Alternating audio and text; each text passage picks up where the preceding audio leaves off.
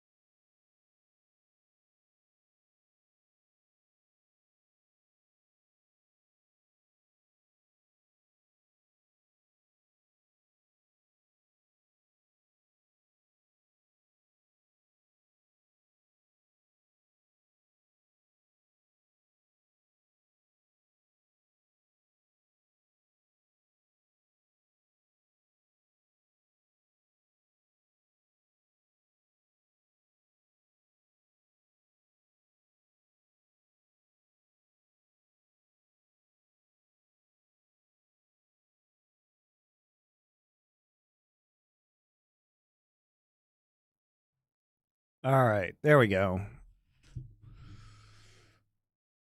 Mic actually working. Sorry about the late start today, guys. Got a couple days of LCK to catch up on. Haven't been that many games, obviously, with LPL out, so we haven't really missed much.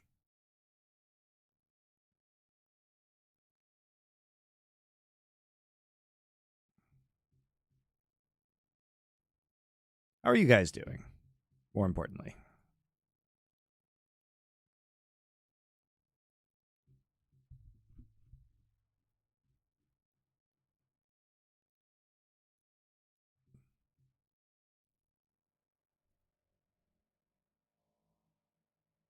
Pick ban and see what these paired for 14.2. Thanks for the resub, Gino, by the way. Appreciate it. Let me get my pen up.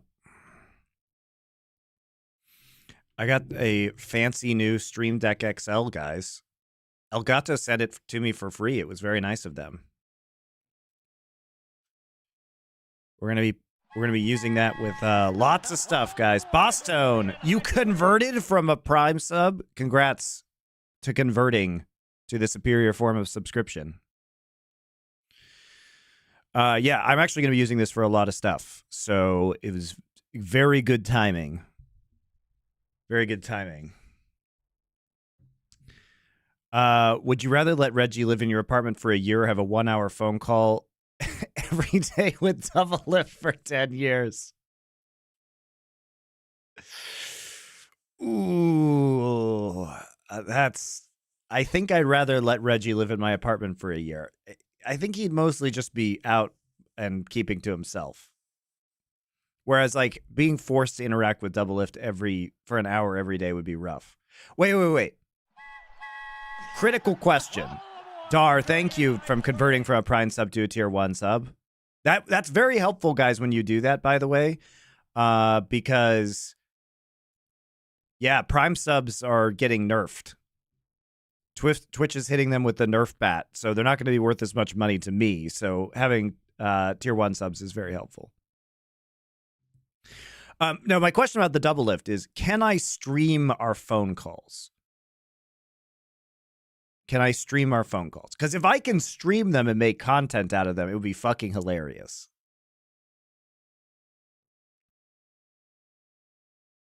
I'm pretty sure 10 years of double lift phone calls would be an unending gold mine of content. So then I'd rather take the double lift phone calls.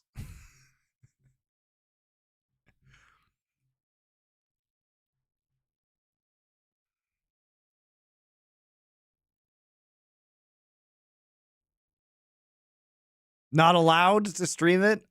Fine, then I take the Reggie.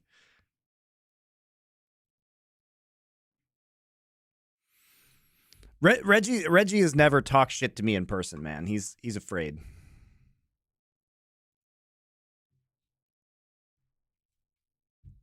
So he's a tiny little dude.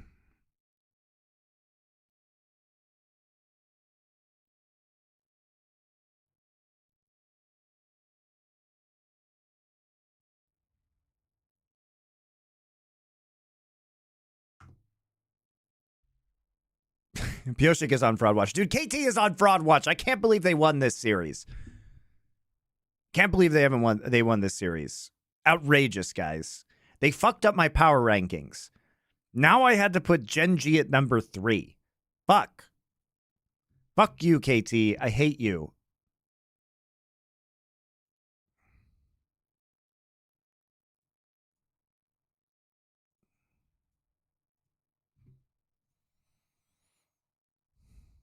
How's the fam doing? Just fine, Jake Jr. Just fine. Which, of course, is a new patch. If you guys did miss it, we had a pre-show that broke everything down. And you've probably seen it a bunch on streams. Yeah, it's playing it yourself. KT in top 5 now. No, they're frauds. You just wait. My power rankings will come out tomorrow. You just wait. The first ban. Karma next. Not a big Now I have hope for KT. I do not. As Karma is insanely strong right now. Banjo Nuts, thank you for your tier 1 subscription. Monte, have you seen that Hex and Scum pursuing Activision? Yes. Dude. I'm going to see if we even need to Four Horsemen that. The Hex and Scump suing Activision thing, I don't know how they could possibly sue Activision, which is now Microsoft, and expect to win. Not only just because of good luck, but also like they're suing because they agreed to be part of the franchise league, and Activision owns all of the Call of Duty IP. Like, I agree that the IP thing needs to change and that you should be able to run, you know, independent parties should be able to run esports events without, you know, the publishers signing off on it. Just like you could create you could create a rival NBA league if you wanted to. It'd be hard to do, obviously, very hard. But you could create a rival basketball league. You know what I mean? And so, but I think it's outrageous for them to think that they can just like horn in on Activision's IP. That's my sense of looking at it. I think there's some valid points. No, there's not. They have Activision. I don't think so, dude. Activision not allowing them to host events unless they sign off on Activision debt relief. I don't know, man. I think Activision like just owns the IP, and I'm not sure they can do anything about it.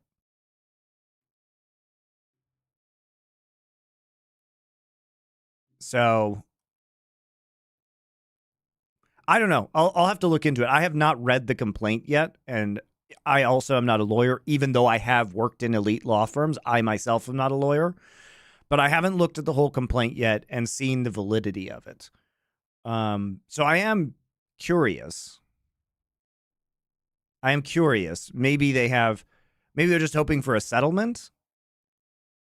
I don't know. It seems unlikely to me that they will succeed in the breadth of their claims. But maybe there's a few good points in there. I mean, complaints are complaint, guys. You basically just throw all the shit at the wall in a complaint, and then you see what sticks. So maybe there's some sticky bits to it. All right, let's get into this game. So removed, you mentioned that. There's Karma. She's gone. And what we've seen from I think Karma is kind of a bait, guys. I haven't seen this Karma be as effective as you might assume it is based on the prevalence of bans and picks. Corky out for Chovy. This is, you know, the Maokai has been the bread and butter of GENG overall. That's going to be a little bit more of a niche one. I don't think that's going to be super. Does BDD get a Zir here? Varus and Callista are out. Zir? Nope. Gonna take Senna into Lucian Milio. Okay, so it is Senna Nautilus, very popular. Blind Cassante into Udyr. Keen's been playing a ton of Udyr. Okay, now we ban Maokai. Or, I mean, we ban Vi, and we ban Viego. Viego? Alright, I'm not sure why we banned Viego. Tristan has been another big Chovy pickup, especially since you have AP in the top lane right now. So they're going to ban his AD champions so that Canyon can't play Brand or Lilia, presumably. So they don't want Canyon on a AP carry jungler, so Azir gets taken away. BDD also a very good Talia player. Lee Sin for Pioshik. He's had some wonderful Lee Sin games. And Jin Zhao, okay, for Canyon. So right now, playing through the bot side. This is big time playing through bot side, right, with these three. Skirmishing, early game. Jungler, And then stable kind of pushing lanes here for Azir and Udyr. If you're new, we like to iterate on what is working. We like to take things that are successful, that we've been practicing, and become better at it. Repetition, it's the, it's that old saying, like, I fear the man who knows one kick because he's practiced it more than anything else. So that is kind of what we do here at the LCK. So if you're looking forward to some 80 Twisted Fate, sorry. Which is my favorite art piece from behind you. I mean, I have to take a look. I've selected a bunch of these plays, like the most famous. Well, first off, the most famous one is the Portrait of Me, of course. My favorite one is the Portrait of Me. But second off, I selected a bunch of famous plays from League of Legends history, and a ton put them in frames behind me. Thank you, GP Fencing. I am enjoying streaming as well. I will try and look at YouTube from time to time, guys. We are streaming on both YouTube and Twitch. My YouTube stream keeps doing better and better. It's popping off. Yeah, well, let's see how this one goes this time around as we hop into the rip for game number 1.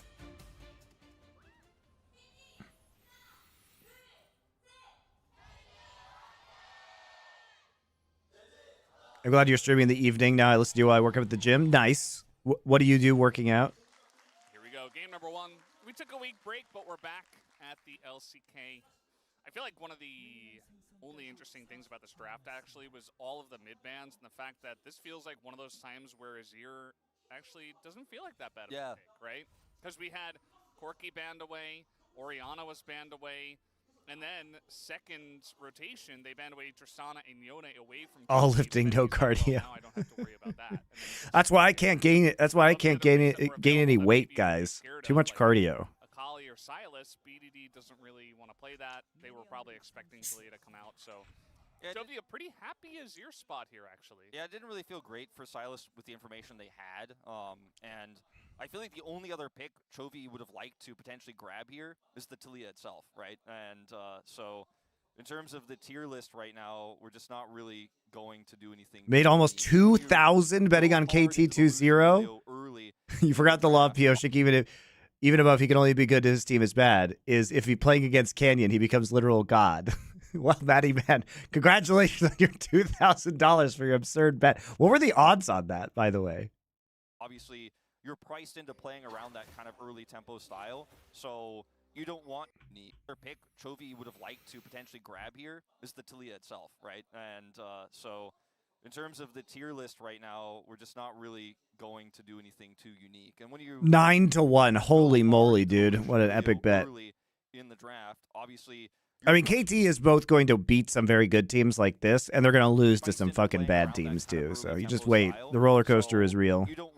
All right, Azir just going down to the bot side right at the start of the game to make sure to help out with any possible shenanigans. You don't really want to run that in this draft, so. Yeah, no real reason to do so, and I do think that as the an hour of cardio, Nacho Libre, great name, and then weight machines. Very good, very good. Take chances and say, okay, well, let's try to leave the Maokai open and see if they play it. We're gonna get some more tastes of like this new patch, but not in game number 1 of KT versus GENG. Yeah. I would assume we'll see it eventually. I think so. Not just yet. I think we'll have the T1 fun games. We all love those where T1 knows they're gonna win and then they Area's fool gonna around. play TF with Senna, and it's gonna be really fun. Yeah, we'll get some party games. We're not all serious. Die T Jedge. I don't know how to say your name, but are you working that big law life, man? 8 a.m. to 10:30 p.m. You a fresh lawyer in big law? That shit's brutal. So here we are. Yeah. The series will evolve. It is the best of 3 as we do in this region as well. So Koshik started the. I think he went Raptors into enemy blue, and now he's looking for a gank. Yeah. The series will evolve. It is the best. All right, so Pioshik really on the early gank path here. So, yeah, they set this up like if we watch the early pathing here. So start on Raptors, top side clear. So Pioshik actually able just to kind of sneak in to enemy jungle. I don't even think they see this. This is such a crazy read, actually. Such a crazy read by Pioshik. They do not know where he is. If we're watching the minimap right now. And so he goes, I think, to check blue buff. Yeah, he goes to check blue buff, but they have Okay, they did have a No ward real over the reason to do wall. so.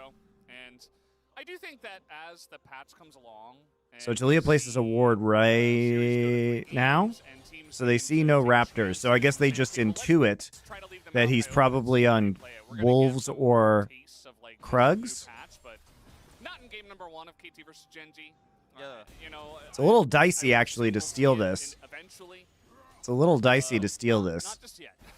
I think we'll have, you know, the T1 fun games. We all love those. Where But they would have assumed that Lee Sin would be coming over if he did a full clear bot side, would be coming over approximately now with the deep ward that they have. ATF, with Senna, and it's going to be really fun. Yeah, we'll get some party games. Okay, we're not all serious here. We're not all boring. Okay, at the LCK, we do sometimes have the fun picks. But these two teams, especially in an important game like this, you know, I think they're going to stick with what they know very well. And so here we are. This is actually such a fucking wacky gank, guys. This is such a dangerous jungle path. I'm so surprised Pioshik went for this with the limited amount of information that he has. Pioshik started the... I mean, Pays and Lehens are very disrespectful, though. Like, they're trying to do the third wave crash, but their jungler is, like, Canyon is counter-jungling. Down into bottom lane as Lehens might be in a little bit of trouble. The Q has landed, and even Like, if he flashes it's away, so there is greedy. no escape and a very nice path. And first blood going to Pioshik. Really good pathing. He comes Into I mean, they know he's on, they see him on the blue buff, too. On enemy blue buff. Because that ward was placed... It's not really going to... Yeah, it's Perfect's ward that was placed at level 1. So they just see him invading right away. He comes around there, and they're aware of this possibility. Is Canyon And you're pushed up doing a third wave crash on Lucian Milio while your top laner is counter invading, counter jungling. To peel in any way, they commit the heal, and that is all they try, as that was never really going to be successful. At least Pays is able to get away. And that's such a that is such a I mean, first off, GenG does disrespect that possibility, but why the fuck would you jungle like that when you don't have vision? Path like that, you're just surprised by it. You don't what a psycho. He really like he rolled the dice there pretty hard, guys. The Lucian lane, very simple, and Canyon. He was vindicated because they knew that Jinja wasn't at Raptors, but he easily could have been at Wolves in that scenario. And if Pioshik starts blue buff, I mean, sure he can bail, but he would waste a bunch of time. Holy shit! What's going on mid lane? So he just TP'd back in. Have a little bit of an angle here. One more Q could do it. Chovy in some trouble, but BDD just not having the cooldown, and Chovy just walks it off. Good nice W, though. But he got hit by double seismic shove, so not feeling good about the laning phase so far for Chovy. Yeah, definitely not his greatest start here on this Lucian, or not the Lucian, the Azir, excuse me. And they're very similar. I can tell. BDD should never get Talia. Well, he should also probably never get Azir. So what are you gonna do? Talia also is incredibly good right now. And an amp tome, so not going to getting too much easier anytime soon for him if he continues to be hit by said combos. As this is Pioshik here on the pathing around the back, no wards here, and he just comes in and I can't believe this worked. Lehens commits the heal. Pays just has to leave him out to dry, and you know I can't believe that worked, guys. And Pays have had you know, some exciting incidents between the two of them where Lehens has not been super happy with Pays' aggressive plays and some of the positioning mistakes he's made. And I feel like this might be on the first... when is the next foreplay episode? This coming week, probably. Lehens has to Pays. But of course, they were both up there. They're both responsible for this.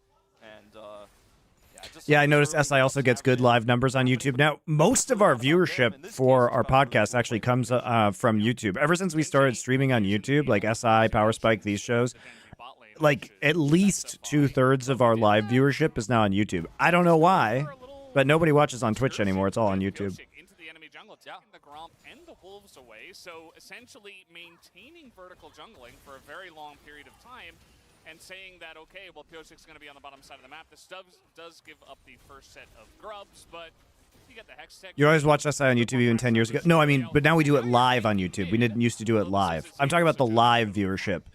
YouTube actually is way bigger for us than Twitch in terms of live viewership now.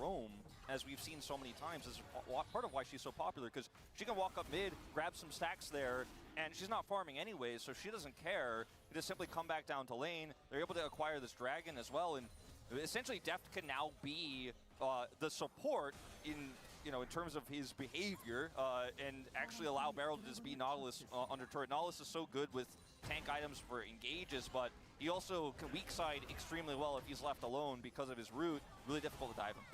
Well, that wasn't the angle you wanted to take, Deft. He's in a lot of trouble. Items for engages, but he also can weak side extremely well if he's left alone because of his root. Really difficult to dive him. What the fuck is Deft doing? The angle you wanted to take, Deft. He's in a lot of trouble. Deft can now be the support in terms of his behavior, and actually. So there is a game-wide notification that says that the Hextech Dragon has been taken. Then they walk up into a pink ward. What is he doing? Root, really difficult to dive. There's a pink ward right here. You're the support. This guy's gonna farm under the turret. He's a farming Nautilus. What? Why are we doing this? You can literally see them walking here.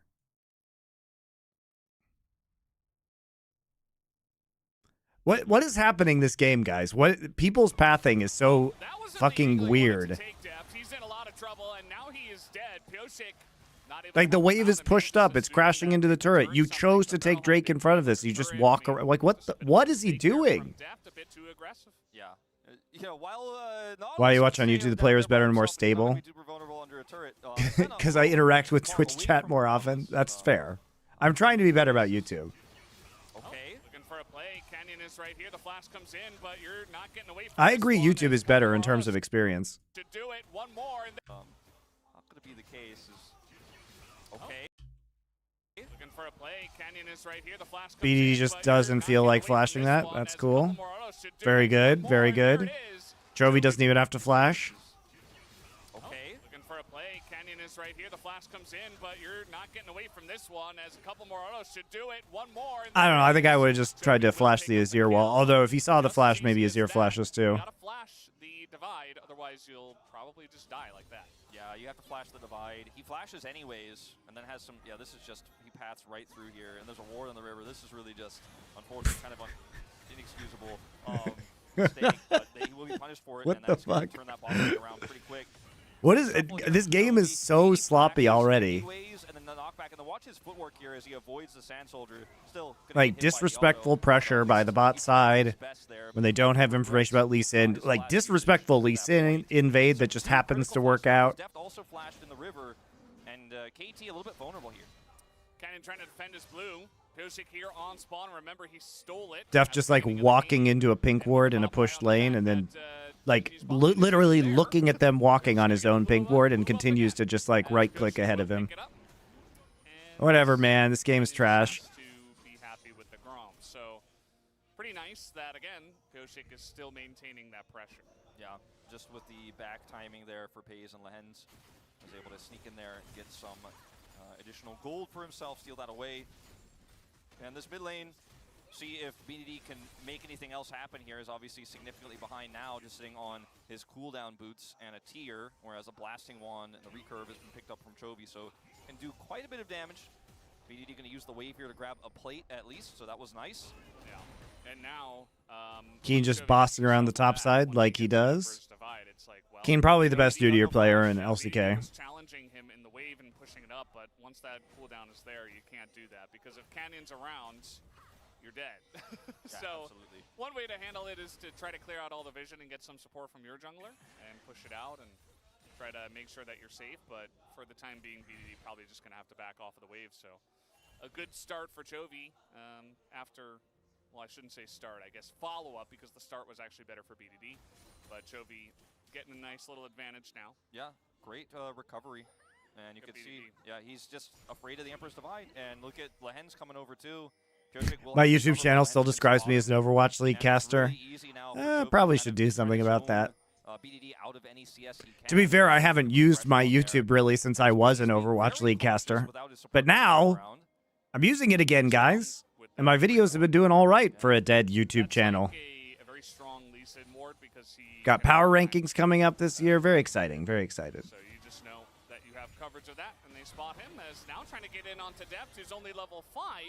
See, massive amount of burst damage does come in. Pyosik still trying to make a play, does kick in the hands. The hook comes in, the Nautilus ult as well, and they do take him down. Depth might be traded back. Very nice flash from Pace. Wow, Pace actually the ignite dash forward into flashback. Nice flash.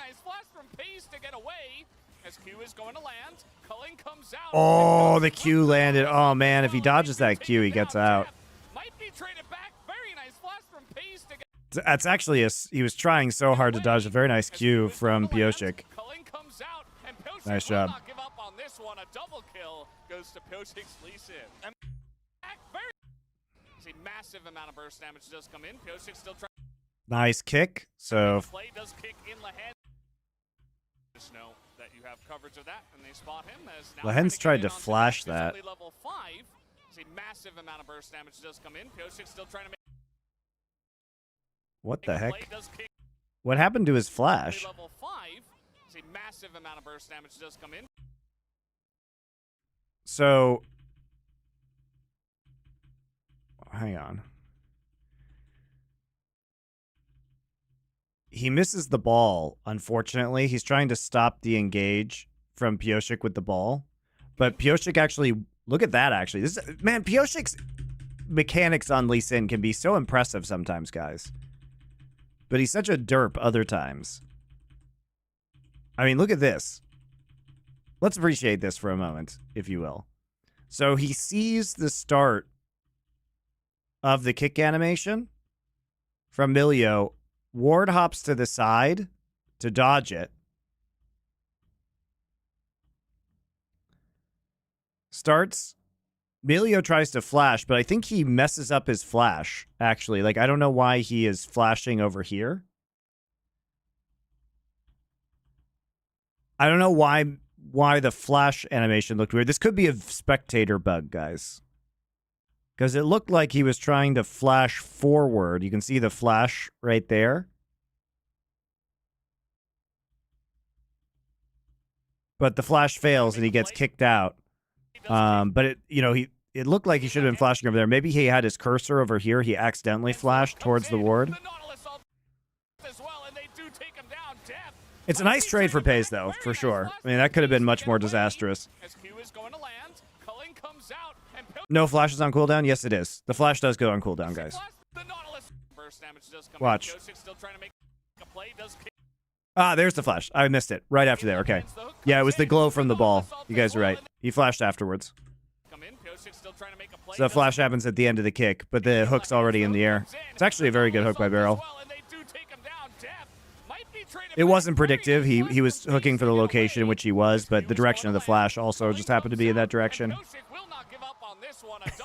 Pays pal. Is that actually a remote? I mean, it starts That's off funny. pretty good for Gen G. You know, Pays does a great amount of damage onto the Senna, and then that's the kind of measured aggression that you want to see, right? When you know the jungler is nearby.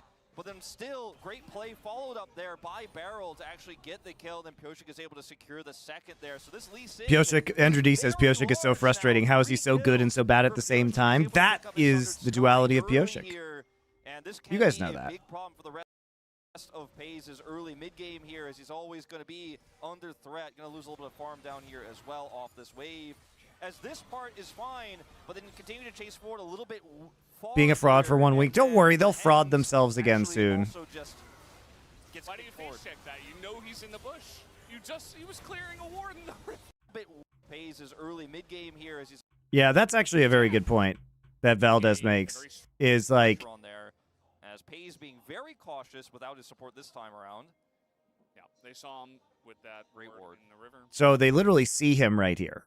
They literally see him. Like a very strong Lee Sin ward because and he goes back to clear a pink ward. So you just know that you have coverage of that, and they spot him as now trying to get in onto Depth, who's only level 5. And then he goes to face check the brush. Like, what the fuck? Why are we just walking into things we know are warded? Like, what's Depth doing?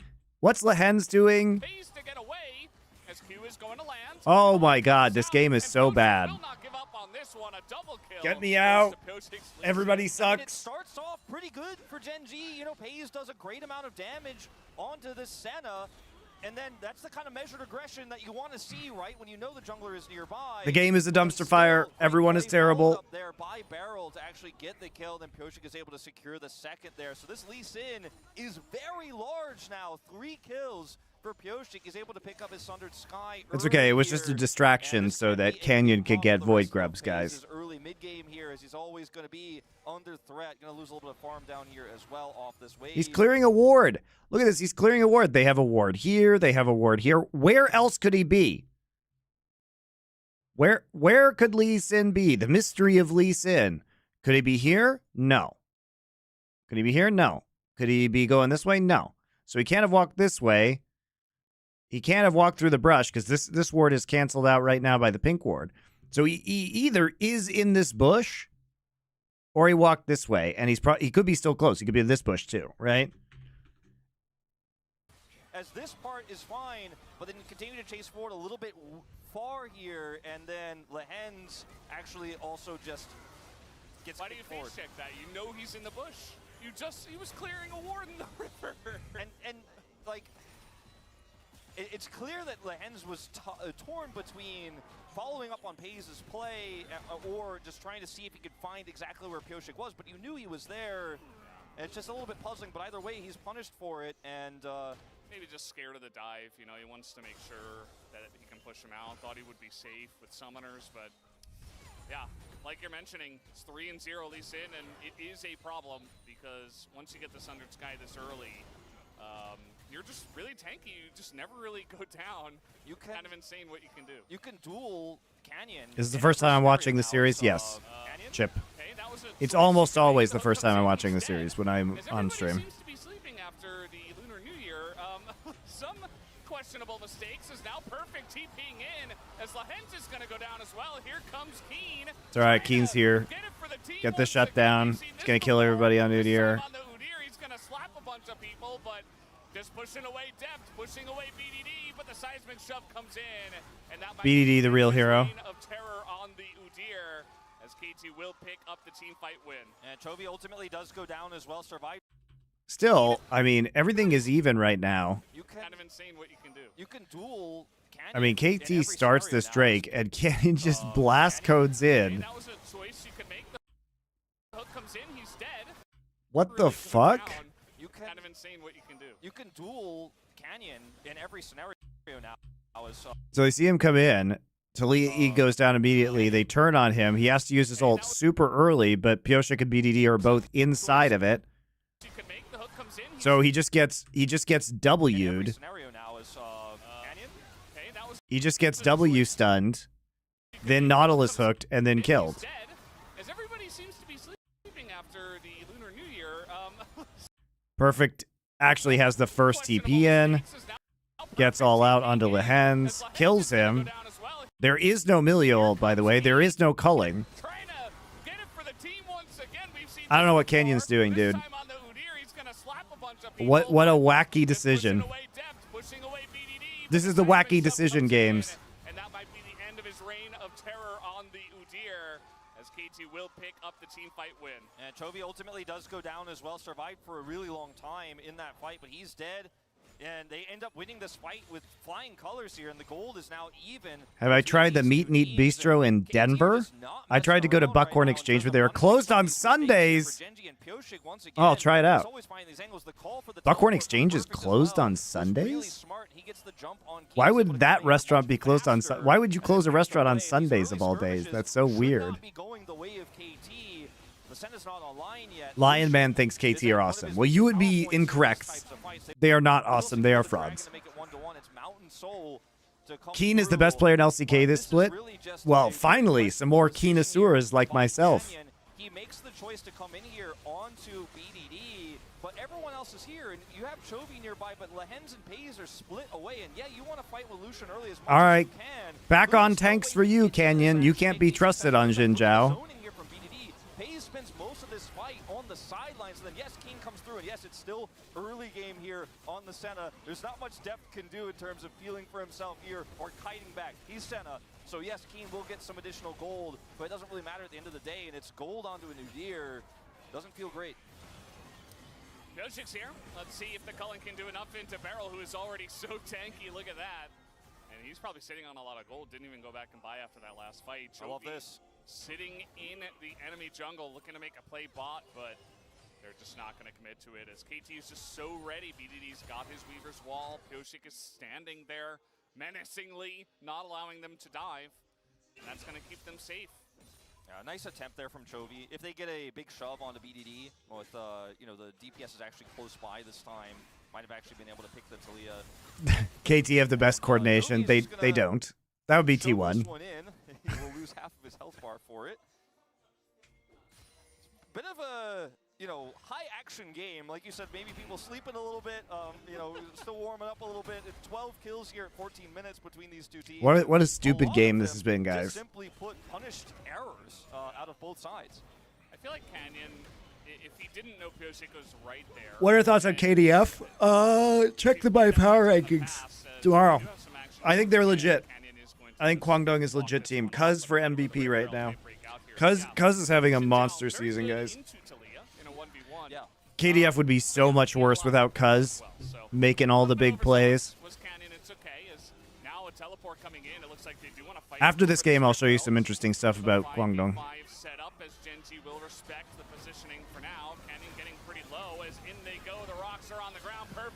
Sets it up onto the Xinjiao as Chovy just trying to kite this one back, but Beryl is just so damn tanky as now Pyosik jumps into 5 people. The rocks are on coming in. It looks like they do want to fight over this Rift Herald. Bit of a 5v5 setup as Genji will respect the positioning for now. Canyon getting pretty low as in they go. The rocks are on the ground. Perfect.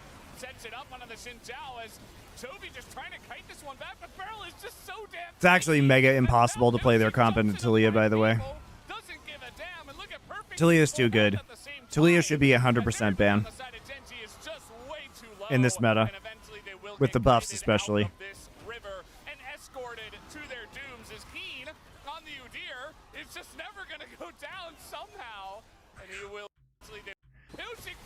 So, I mean, the Taliyah is just so fucking strong against, like, you know, melee, low-range ADC. This guy also stuns himself if he dashes in. Like, if you want to pick Lucian, because the thing about Lucian is that Eastern teams play him on the front, right? Dashing forward to get a chunk out of people. But if you're dashing forward to get the initial damage, or you're up front with a culling, then you are just going to get bopped by Taliyah. Craig Yorger, thank you for the Twitch Prime sub. So it feels really, really difficult to play Lucian here, and that puts a lot of damage onus onto Azir. But Azir also can't go in for an engage, right? Like, you yourself cannot go in on the with the Azir. With this Taliyah E. I mean, this placement of the Taliyah E is really good. Thank you, Awag2017, for the sub. Right, because he actually cannot engage here, so he forces basically Pays and Chovy to stay at range. He has to use the Azir wall to get out instead. Canyon actually just gets dragged over the wall by Cassante ult right there into the pit.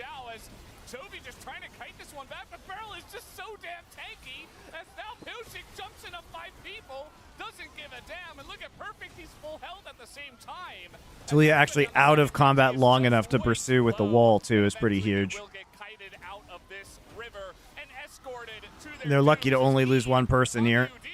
It's just never going to go down somehow, and he will be able to walk it off because I guess he's just... Hello, Excedra. That's my LCK fantasy right there. A long team fight, very low health bars. Okay, everybody goes super low. They kite back, but the GENG did not actually... Yeah, he does get out of there, but... The reason why GENG has to kind of kite back here is because this Taliyah E value is so enormous for the zoning potential. Chovy actually lucky he didn't get stunned there. So they don't actually If Not Hook, I'm pretty sure if Not Hook catches him and pulls him onto the E, he gets stunned. Oh, he did get, no, he didn't get stunned. He would get stunned there, I'm pretty sure. Here from Chovy is nice, but unfortunately Pays is just not able to do damage onto the critical targets here, and then you've got a tanky Cassandra. And Pays wasn't in that fight, and he couldn't get into that fight either. Weaver's Wall does help secure Pays, and the rest of the team fight is a wash. The ultimate from Senna as well, just providing some additional sustain to allow them to chase, and King gets caught by the edge of that Q, but they're not able to finish him off. A really clean fight here from KT, and GENG, I think it was a bit overzealous to actually look to take that objective. Canyon once again saying, hey, I should win this, but there's a turret there. Yeah, Canyon seems to have beef with BDD today. I think it's a Xinjiao Talia thing as another knockup, another seismic shove coming in. And Chovy is going to stand up to him. BDD is hitting big shoves today, just on repeat. He's pretty good at this, champ. He's looking to extend his 3-0 win rate so far in this season to a 4-0. Giving themselves a pretty good chance right now, RKT. Not a lot of teams have even been able to make games look even against GENG. So definitely saying something for now. Yeah, certainly is. And the Senna is going to become a bigger and bigger problem as this game goes on. She has her Blood Song completed now, as well as that first item. And the Ghost Blade TP here from Chovy to try to contest this Herald further. It was not actually secured after that big scuffle earlier. So part 2 here, and this time they have a good wraparound angle. KT might just have to give this one up. It's going to be very difficult to challenge here. Yeah, it's first turret blood as well. So GENG with this maneuver on the map trying to get a lot of value. You see Beryl and Perfect just trying to stop them from doing it and keep them out of the mid lane. So that KT can trade this turret back at least, which they should be able to. Keen is trying to run in a straight line out of Senna. Won't be going down anytime soon.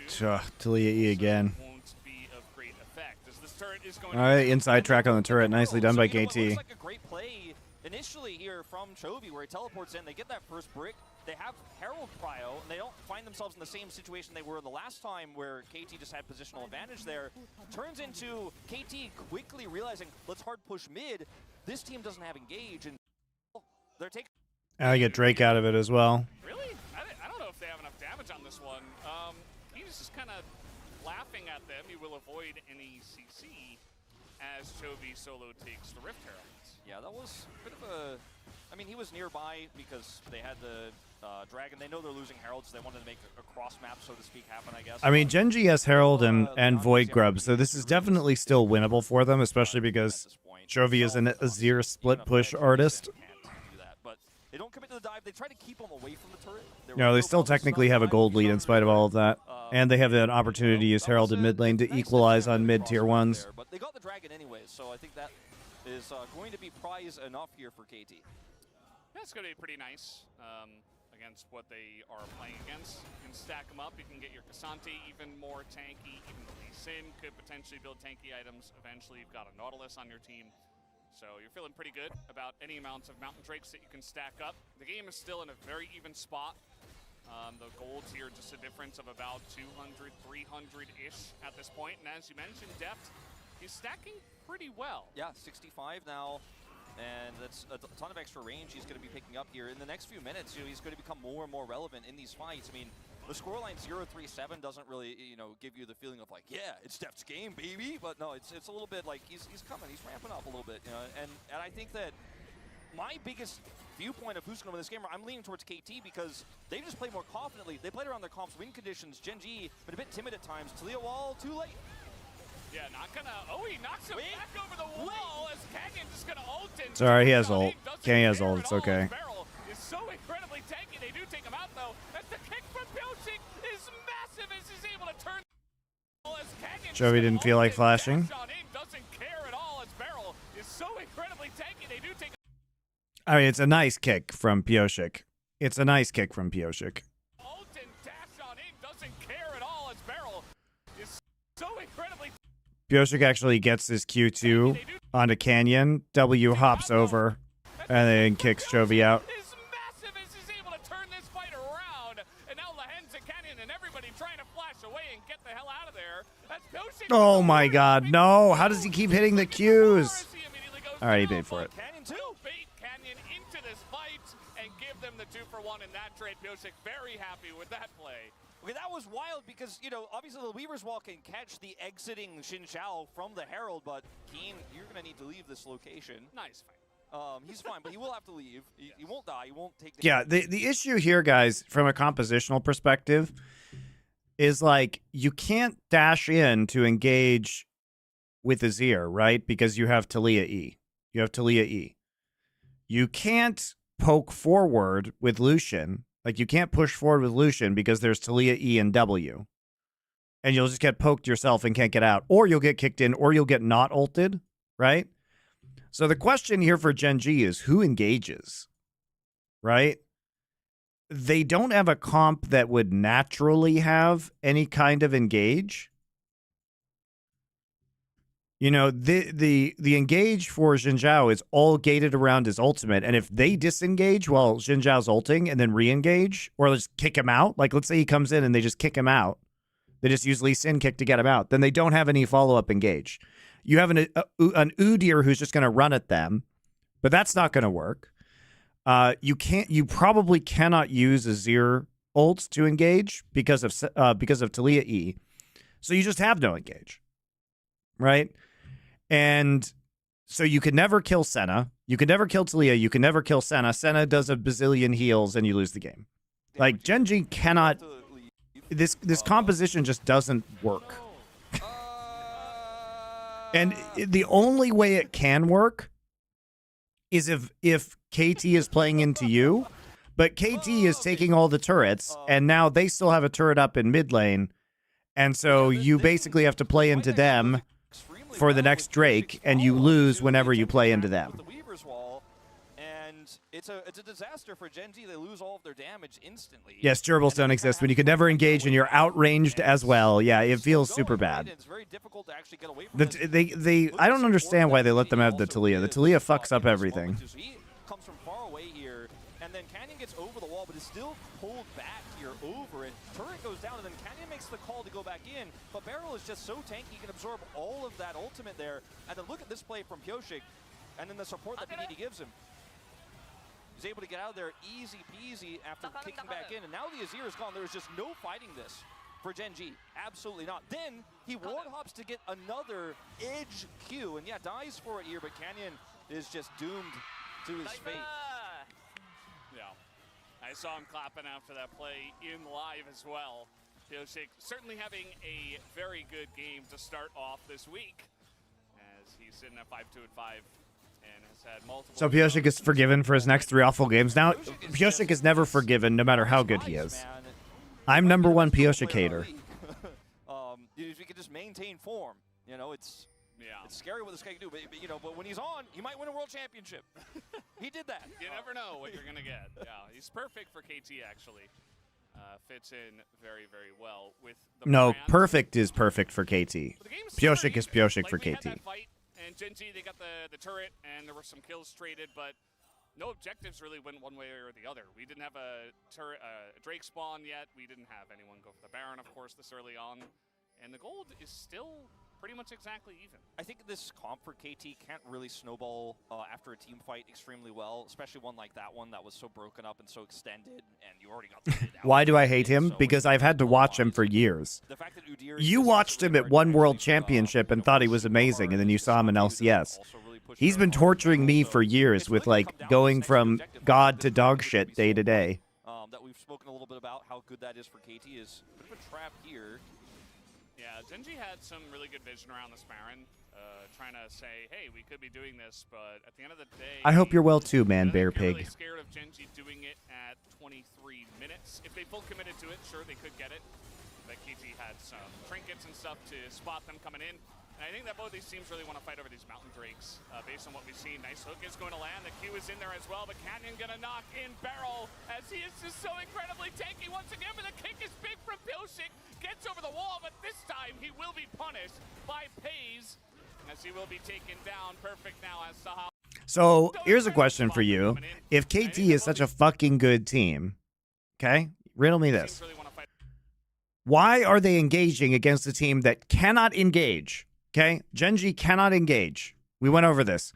Why are they engaging when they can literally just push out and go to Drake and force no engaged team to try and stop them?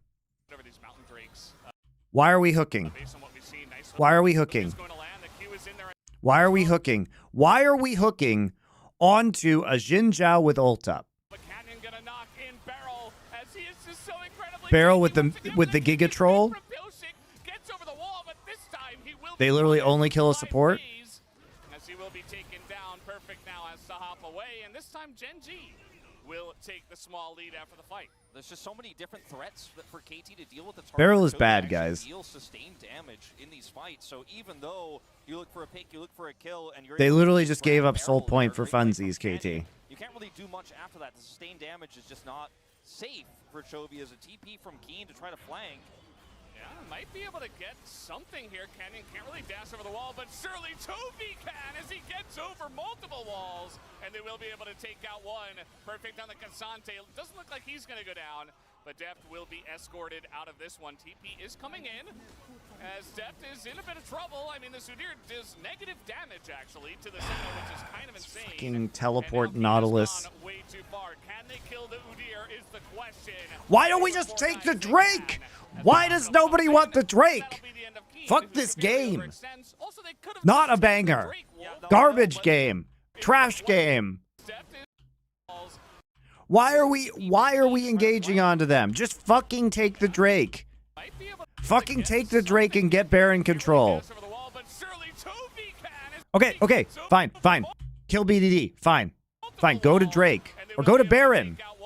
Perfect on the Cassante. Doesn't look like he's going to go down, but Deft will be escorted out of this one. TP is Keen, you see the TP. Deft is in a bit of trouble. I mean, the Sudir does negative damage, actually, to the Senna, which is kind of insane. And now Keen has gone way too far. Can they kill the Udyr is the question. I think with 4 guys they can. As the knockup comes in, and that'll be the end of Keen, who severely overextends. Also, they could have just taken the Drake. Wolf. Yeah, no, I know, but we're just fighting all the time. We're not taking those dragons, as Canyon is, in fact... Now you're going to trade... You're going to do what? You're going to trade Drake for Baron? If they're not careful, not a ton of information here for GENG, and... Okay, this ward, or rather this scanner, the Scrying Bloom, is actually going to see them, but they're so far away. Chovy does not have ultimate here. BDD could just wall them off. This is a tough contest from GENG, and they this could have been GENG's Baron. Yeah, I mean, the damage on this Baron, though, is so slow, and they have vision of the pit at the moment, so Canyon could look for the flip, as it really just is a flip, unless Piochik can get the kick. He gets the kick, and the blast cone! Okay. Credit to Piochik. He played that fucking incredibly well. He played that incredibly well. Clearly he has vision of Canyon on the pink ward, sees the W come in. So he actually ward ops over the wall, kicks him out. Blast cones back in while the dash is coming in. And then he mid-air smites it. What can I say? That's a really good play. What can I say? That's a fucking good play, guys.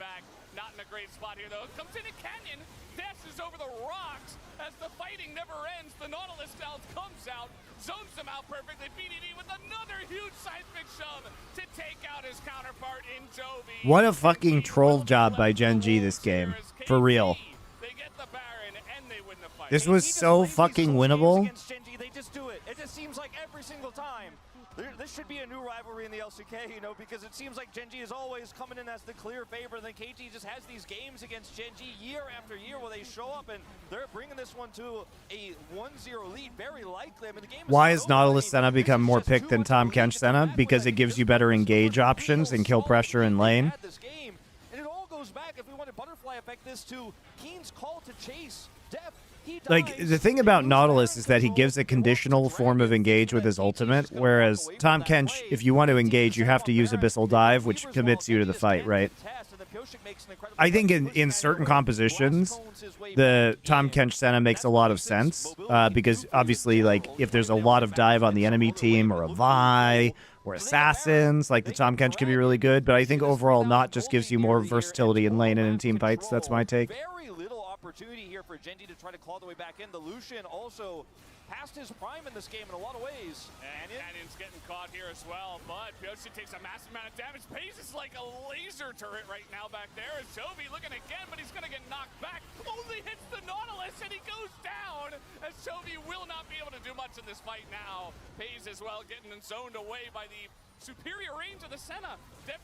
Oh, hey, Medic. Also, the move from Tahm Kench Devour being a basic ability to an ult made him less safe. True. That's a good point. It was a while ago that happened, though. I mean, look, if you're T1, you know, they love playing the Tahm Kench, but most other teams don't do it. This game is fucking trash, though. I'm so angry at this game. KT are so fraudulent, guys. It is insane how fraudulent KT are. They should not win this game. Oh, that is a beautiful play, though. That's the sick part right there. And, you know, he could have just denied it earlier. You know, he could have done it, but it's perfectly played. Now, this here is just a follow-up from BDD. And, you know, Canyon decides to go back in on this. But unfortunately, again, look at Chovy in these fights. Like, he just can't safely hit the characters, the champions that matter with his damage here. There's too many threats. Like, Canyon trolling this game. Lehen's trolling this game. This comp fucking terrible for GENG, yet they almost win the game anyway. Can we just ban Talia in every professional game, please? This champion is so busted. Look at this. Chovy's dead. Where's your damage? Pays has to get out of there. There's too many threats. And then people haven't figured it out, man. There's almost no situations in the current meta where Talia is bad. And now she's gotten buffed. I don't know why she was buffed. I don't know why she was buffed. I don't know why GENG isn't prioritizing Talia. Dude, GENG's on red side. Do you know who fucking plays Talia? This guy. This guy, Canyon, best Talia jungle player in the world. Why aren't you taking this on red side and then flexing it into R5? Why? Why? Even blame him. It's just kind of, you know, rough. He also did go for this Lich Bane build, which is always kind of interesting. I don't think this game is lost because of that or anything, but we have been seeing it a lot. People have not been liking it a lot, so I thought it deserved mentioning. I just don't know what else he really builds in this game anyways that makes it, you know, that you feel like, okay, well, it would save the game. He has Shadow Flame now, which would be a better item. Just be helpful. But, like, this, is it good in jungle? Yes, it's really fucking good in jungle. They just buffed it in jungle. There's too many threats for KT. GENG, meanwhile, this year is one of the best threats they have in a flanking Udyr. That's what you've got. Udyr has great CC when he flanks, so he can get on top of a squishy and take them out eventually, slowly, right? The baby's not in the house right now, so I can't wake him up. Plus, I have this room, like, soundproofed, so. KT or Barrel getting in and having a massive ultimate, hitting a hook, pulling somebody into threat range. So what KT does well is front to back, but what they also do well is engage. And so thank you, Cameron, for the nice words on YouTube. Almost every play that GENG makes from now on will look foolish because there's no good choice. And, you know, it would take a miracle to come back now. Maybe they can find one. I'm not saying it's over. It's never over till the Nexus falls, but without great engage options here, even trying to look for a pick. Nacho Libre, thank you. I hope your gains are going well while you're at the gym. A slight lull because Baron's on cooldown, the Dragon's on cooldown. I think as KT, you can just set up shop on the Dragon and say, GENG, if you want to take the Baron and you want to flip it, you want to trade and give us Mountain Soul with a Nautilus. I'm balding, guys. This game is making me very angry. Not to mention even the Lee Sin. It's probably not going to work out well. Did I watch / enjoy the Super? I watched it. I really do not enjoy the Chiefs winning the Super Bowl as a Broncos fan. I really don't like that. So no, I didn't enjoy it. Even with all that time they had on the first Baron to even get into the Chiefs are just the barrel of NFL teams. Like, they're so lucky for no conceivable reason. And they, like, mind control other teams. Like, they, like, mind controlled the Niners to, like, punt into their own player. It's fucking insane to watch them. They just, like, they're good, but then they also just win on stupid luck. Toby's, like, killing Raptors right now because there's nothing he can do. He's on a flank angle. He's got Flash and Emperor's Divide. Maybe he was hoping to cut the team in half, but now he's under threat. Oh, God. The Flash ult, the hook comes in, and Toby, it doesn't matter. Oh, the prediction on the W? Flash fashion. Emperor's Divide maybe was hoping to cut the team in half, but I mean, there are some good plays here. Don't get me wrong. Like, they see the Sand Soldier. Nice hook by Barrel. Like, Barrel flash hooks that. Lehens comes in. Emperor's Divide. Perfect Talia wall. And he just he puts the shove right on the Sand Soldier. Flash, so Flash doesn't matter. It's beautiful. Be very good Talia abuser.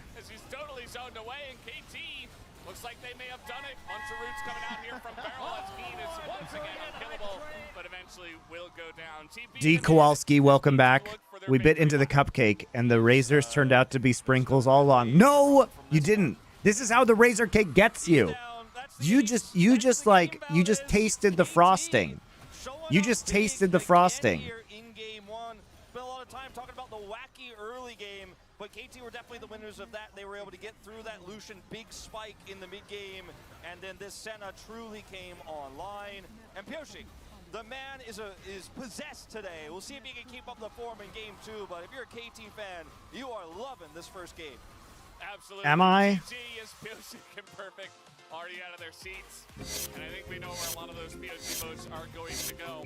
I do think that's razor cake. That's what KT is, guys. Really well. It's a very clean game. There were some questionable moments, of course, from both sides, but I think that KT made less mistakes, and as a team, their control over the objectives was just a bit better. And GENG were forcing us some. I told you, we're upgrading the stream. Fucking razor cake. Razor cakes. Razors in the cake. Razor cake. Do not believe KT's lies. You're right, so he's going to focus on the lows. I see a little, saw a little laugh there from Def. Now we're going to the Bulldozer and Sasuke. Thank you for the Twitch Prime sub. This is a tough week for GENG. They have Conwell later on, so. Dude, I have razor cake emotes now too. By the way. This draft, I think, for GENG is going to really need a look. On paper, yeah, every time you guys subscribe, I spend more money making stupid stuff for this stream. So, the more money you give me, the more weird shit we got to play with. Just saying. Surprising result here, but the play really looked dominant. KT looked way more confident than GENG start to finish, especially on objective control. And I would not be surprised if KT closes out 2-0 if they continue to play as they did in game one. Yeah, it's going to be interesting. GENG, the 2 games they had lost before. Was that a Memento reference? Of course it was. Included, so we'll see if GENG Kmart Oss and Guchin, thank you for your Twitch Prime subs. Straight into upgrades for the channel, boys. You spend money on me, I spend money on your entertainment. You ain't seen nothing yet. Mimic XG, thank you. Appreciate it. Who the fuck thought up the razor cake thing? That's disturbing. The razor cake is from an old reference from the Buffalo Bills, the NFL team. So if you guys don't know what a razor cake is for some reason, it's when the concept is this. Okay, the concept is this. Somebody bakes you a really delicious looking cake. Okay? And you take a bite of it, and it cuts up the inside of your mouth because there's a razor blade inside the cake. That's fucked up. You're like, wow, I'm never eating a cake from this person again. But then the very next year, they come back, and this cake looks even more delicious than the last one. And you think to yourself, oh, there's probably no razors in it this time. Boom! Razors again. And the point is you keep eating the fucking cake, but there's always razors in it. Every year, there's just more razors.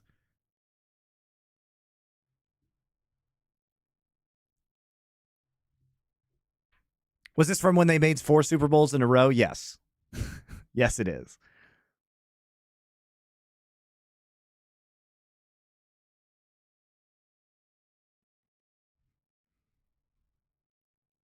I mean, what do you first pick? Is it Karma? I think it's Karma. It's probably got to be Karma. Okay, well, they are going to get which one you don't ban, so they probably will leave both open. Yes, the 49ers are a modern-day razor cake for sure.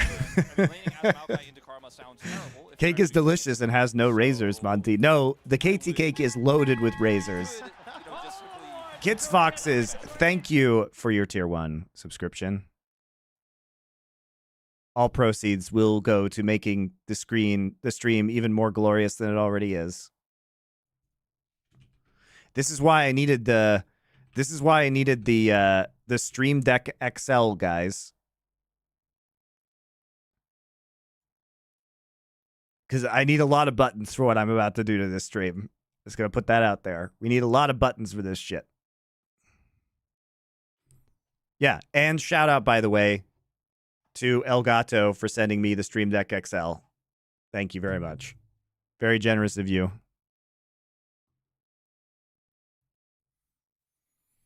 We gotta get this guy a ring light. No, I have plenty of lights.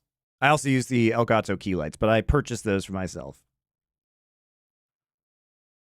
It would be so funny if KT win Worlds this year for Monty's sake. Yes, it would be like when the KT Arrows won champions, even though I fucking hated them. The KT teams I like are never allowed to win, and only the KT teams I hate are allowed to win.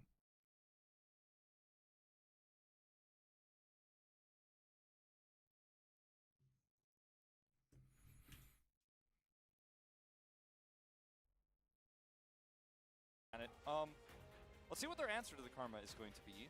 As Karma, by the way, we talked about how strong she is, how buff she is. Arrows was awesome. They were not, dude. They were the fucking worst team to ever win in Korea. They were terrible. They had Hachani. Pick, by the way, because she could be played in support, in mid, and even, as we've seen quite a few times, in top, where Keen has... Why do I hate this KT? Well, let me tell you. Is this guy keen? Is this guy keen?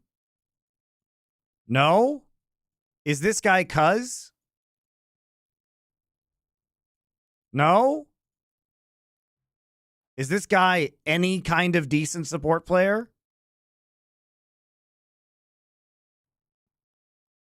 Deft isn't even playing well. Karma in solo queue, so you learn nothing, and you have now given an S tier pick. They banned the Maokai instead, and yes, solo What do you think about Score not being on a team after GENG? It's terrible. Why? He's such a good coach. Bro, stop talking shit. I got money on KT today. Well, aren't they playing Nongshim today?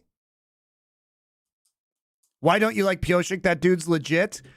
What are you talking about?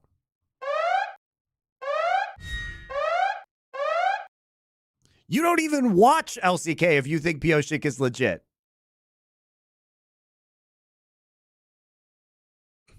You don't even watch this league.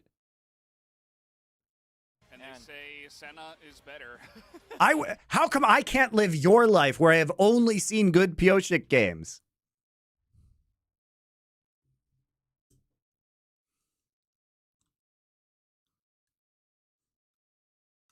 I just don't know if I agree with that. You know, matchup specific.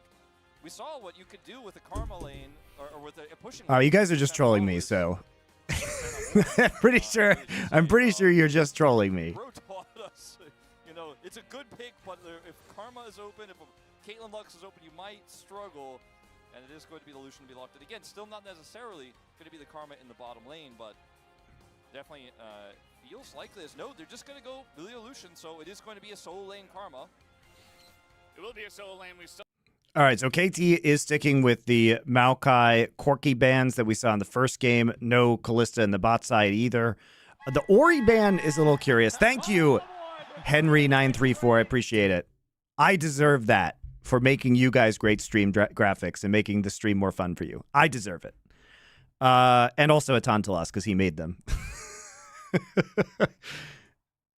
Vi ban, and thank you for the Talia ban. So Karma is up. So we first pick Karma mid lane or top right now. Probably mid lane. I think mid lane Karma. I think Karma is a bait. Thank you, Dicey XD, for your tier 1 sub. Appreciate it. I think Karma is a total bait, guys. I haven't seen this champion look like it was actually winning a game yet. Yes, it's good in lane, but late game, like, even with the Malignance tech on this, you know, okay, you've got some speed, which is great, because, again, you're trying to frontline with Lucian, but you're picking into, yet again, you know the Nautilus Senna is there, and that the Nautilus still has that targeted ultimate that can really, and a hook that can disrupt your frontlining. As you mentioned, I think especially for this team, you might even expect it more for Keen. just with the champion ocean that Jovi has. I mean, Keen's also got one, which is why he can't even play it in the top lane. Yeah. In the first place. And he's been practicing it a lot, as I mentioned before. Exactly, yeah. So perhaps that is the assumption that KT should make. Thank you, my Lord Monty, for the Bangers Only streams. You're welcome. And, You too are a patrician now that you've subscribed. Not like all those dirty plebs who are too poor to subscribe to this stream. That's what makes them plebs. Right? Because Rumble was such a huge answer to Cassante to Udyr, and now if you get Cassante and you ban away Udyr, you say, well. All right, so no more Udyr. We actually going to take, can we take some kind of engage this game, Gen G? Can we take some kind of engage? Okay, well, we can't take Sejuani now, so we don't have that engage. And we ourselves are banning out Tristana, even though I am, Gen G, and I love to play Tristana myself. They have Karma banned, they'll take the Azir. And does Chovy dare to, say, play... I guess he's playing mid Karma, okay. Oh, we have engage. Hallelujah, Jarvan. Against Senna. Okay, we like this. Hublem, thank you. Congratulations on becoming a patrician. Mimic XG. Truly a man of the people, Mimic XG, giving out 5 community subs. You are unplubbing the masses. Bread and circuses to Prima, Zonza, Matrun, Krethus, and Chris Leeson. Through this Nautilus and Cassante, as Leeson is going to feel pretty good into Jarvan as well with his mobility if that ends up being the pick that Bishop will lock in finally, as we're going to find out where this Karma is going in just a moment here. So we do have speed, at least, to speed up the Jarvan for the engage. A generous patrician, Mimic XG is. And we take Gwen. Okay, so we take the Cassante counter pick. So we're hoping here that we have Karma speed so that we can inject the Gwen directly into Senna's booty. And, I mean, a little bit biased. And now we're going to take the Viego that was banned last game. That's a lot of sustain. I'm slightly concerned. I mean, at least they have a way to get on top of the Senna this game with the speed from the Karma, the Jarvan, and the Gwen to get into the back line. Thomas Lauritsen, thank you for the Twitch Prime sub. We're doing well today, guys. I approve of your rate of subscribing.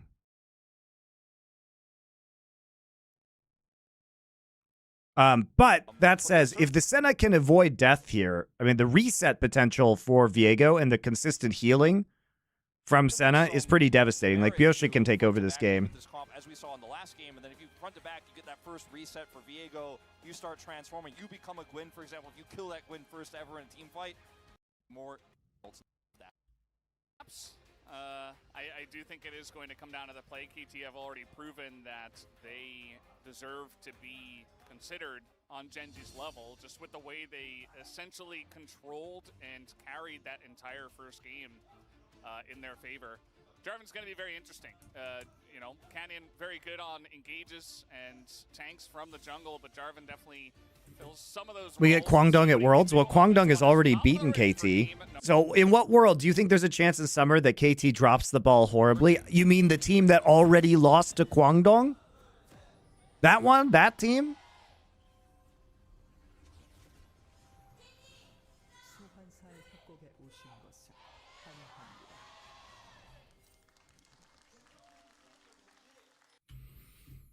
You thought Monty was smoking? I wish I could smoke a cigarette. It would make me less agitated than watching these fucking games. Positioning here for Gen G.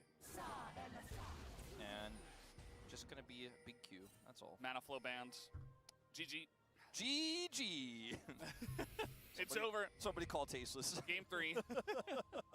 Let's go. Pack it up. Well, one thing we didn't talk about too much with the Karma, because we were spending a lot of time wondering where it was going to go. I'm just here to watch Monty mauled. Well, the maulding is happening, guys. MonteCristo and how hard it can push in mid, for example, and allow for dives bottom side and roams. And if Pays and Lehens can bully that bottom lane aggressively, as they're looking to do here already at level 1, and Chovy can come down and assist, can find yourself Must-watch TV. Monty getting angry at fraudulent KT. And Chovy, who is wasting his talent on mid lane Karma. I swear, she's not speaking a real language. She just says things. It's very weird, but I think she's reading the patch notes, so I think that's what she said. Yeah. Went into the bush. Mantra comes out, cues the wave immediately. Yep. Really fast push on the bot side. Yeah. It's actually pretty interesting how long the leash is here for Viego, by the way. Things. It's very weird, but yep, gets pushing advantage. And yeah. But they have a ward in from level 1. Just gonna be a big Q, that's all. Mana flow band. I went back GG. just to see whose ward this is. Lehen's ward. It's over. Somebody called Tasteless. Where it was gonna go is how much prio comes out, cues the wave immediately. Yep, gets pushing advantage. And yeah, and on second thought, like even with Keen playing it a bunch into the Cassante, you can definitely be very annoying, but I would imagine that eventually Cassante just really doesn't care, and I think that this will offer a lot more. I mean, BDD is an Azir god, though. That's something to consider. He also inhaled blades this game, so he actually is attempting to aggressively trade. We don't often see Azirs go Hail of Blades anymore. We've seen it sometimes into Corki. But this is a pretty aggressive build for the laning phase. If you play it well and you have that lane constantly pushed, you shouldn't be under too many big threats, especially with Viego that doesn't really have a long range engage option. As Yoshik, or rather a Paze. Okay, level 2 tap onto Deft there. Yeah, Karma as well. You know, she got her Q buffed, the ratio, but also her shield got buffed, so it can be very sustainable. It's very difficult to really push her out, as the last time we saw mid Karma was actually BDD in a loss against Closer. So not something you see every day. That was a bit over a year ago, as here is Canyon in the bottom lane looking for a dive. Can this work out? There's full sums available. Deft is going to flash and get knocked up anyway, but the damage is getting into Paze, and the dive, it fails entirely, as First Blood will go over to Beryl. And this is one of the reasons right here that we talk about a lot, but you very rarely see. It's the level 2 dive into knowledge. This is a third wave dive, guys. This is a third wave dive. So this is wave 4. That's crashing right now. So you do take tower aggro right now with Lehen's, right? He takes the turret aggro, which is correct. But Beryl hooks Lehen's, and Deft actually has a decent flash there. If we actually watch Deft's flash, he flashes so he doesn't get knocked up by Canyon. Right? And Canyon doesn't actually follow flash him to extend the E knockup. Or to move the E knockup. Deft is going to flash and get knocked up anyway, but the damage is getting... Did he get knocked up anyway? Oh, he actually did get knocked up anyway. Okay, so he actually did get the knockup. But now he's behind the turret, and Beryl is there just to provide auto-attack routes on everybody. And the tower ramp damage is just too severe, so that last tower shot does 300 damage to Lehen's. I mean, he didn't think he was going to die. He is over 300 HP here. He thought he could tank one more shot. But even if he does, they don't actually kill anybody. This is one of the reasons right here that we talk about a lot, but you very rarely see. It's very hard. So, I don't know, like, very, very difficult to make this dive work, right? Sustainable thing you see every day. That was a bit over a year ago, as here is... It's like, we don't actually have to dive them at level 2, guys. That's not some sort of requirement that we have. You know what I mean? Like, they want to do this so badly. It was actually BDD in a loss against Closer. So, not something you see. But this jungle timing, by the way, is an absolute killer for Jarvan. So, you know, he does a 3-camp clear into invade. And because of the ward here, they know the timing, and they know Viego has pathed into top side. But when you do this as a jungler, and you fail after 3 camps, Like, Viego can just run riot on your side of the jungle, and you just get fucked forever. As a jungler, this is a very, very risky gank because it's predicated on getting Pays ahead so you can continue to win lane. Right? McDumps, thank you for the Twitch Prime sub. That was a bit over a year So, ago. like, I mean, this is, like, so good for Viego. Because, like, Canyon is just fucked forever now. Deft is gonna flash and get knocked up anyway, but the damage is getting into Pays and the dive And he gets... entirely as Oh, First my Blood will God. go over to Beryl. And this is one of the reasons Now why Viego here full we talk about clear. what we very rarely see. It's Like, very you hard you to actually diagnose can have a because it's timing just so here, sticky. too. It just puts a root on I mean, everybody, they and see then it. They see him. They see the Viego fog. turret juggle is so difficult to pull off, and then they fail. Oh Lance my God, dies, he's a level and up. this bot Oh my duo God. just had more than a He doesn't few have X's smite, but I don't think it recently matters. in He has a the game. ward. And suddenly, you know, you give a kill over to Beryl.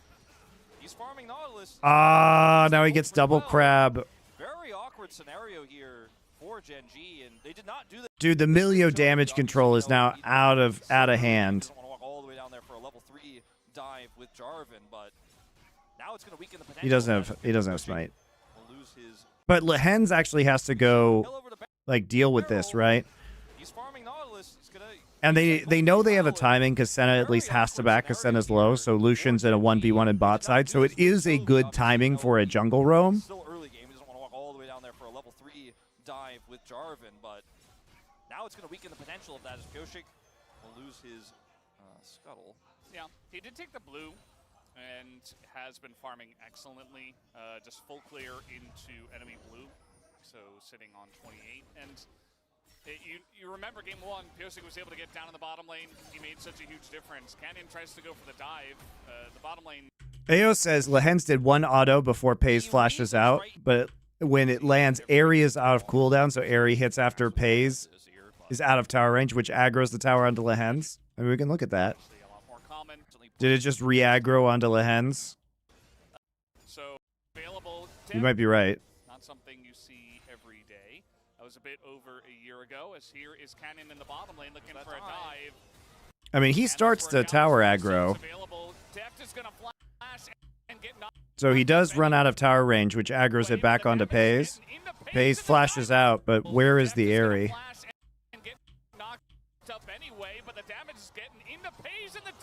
I don't see the Airy.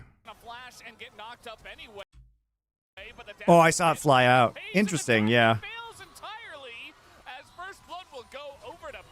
But somebody was going to take the tower re-aggro regardless. You're right, though. That's a good observation.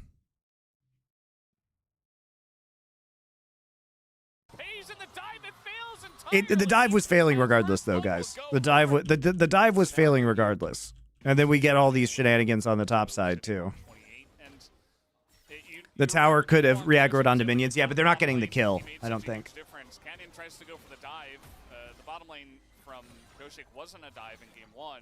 This one a lot more risky, and it doesn't play out. So the difference in terms of effect you're having on your bottom lane from game 1 to game 2. It's the burn from Scorcher W. Yeah, Milio passive that basically Koshik won both starts it. Like you say, you know, Canyon stole his Interesting. he got the gang. Yeah, it's a good observation. Thank you, Aoyos. Nice eye for that. Koshik wins both game 1 and game 2. These early games at level 3. As we'll watch this once again, notice Beryl can just lock everybody up. Okay, Lance at half health. I mean, there's...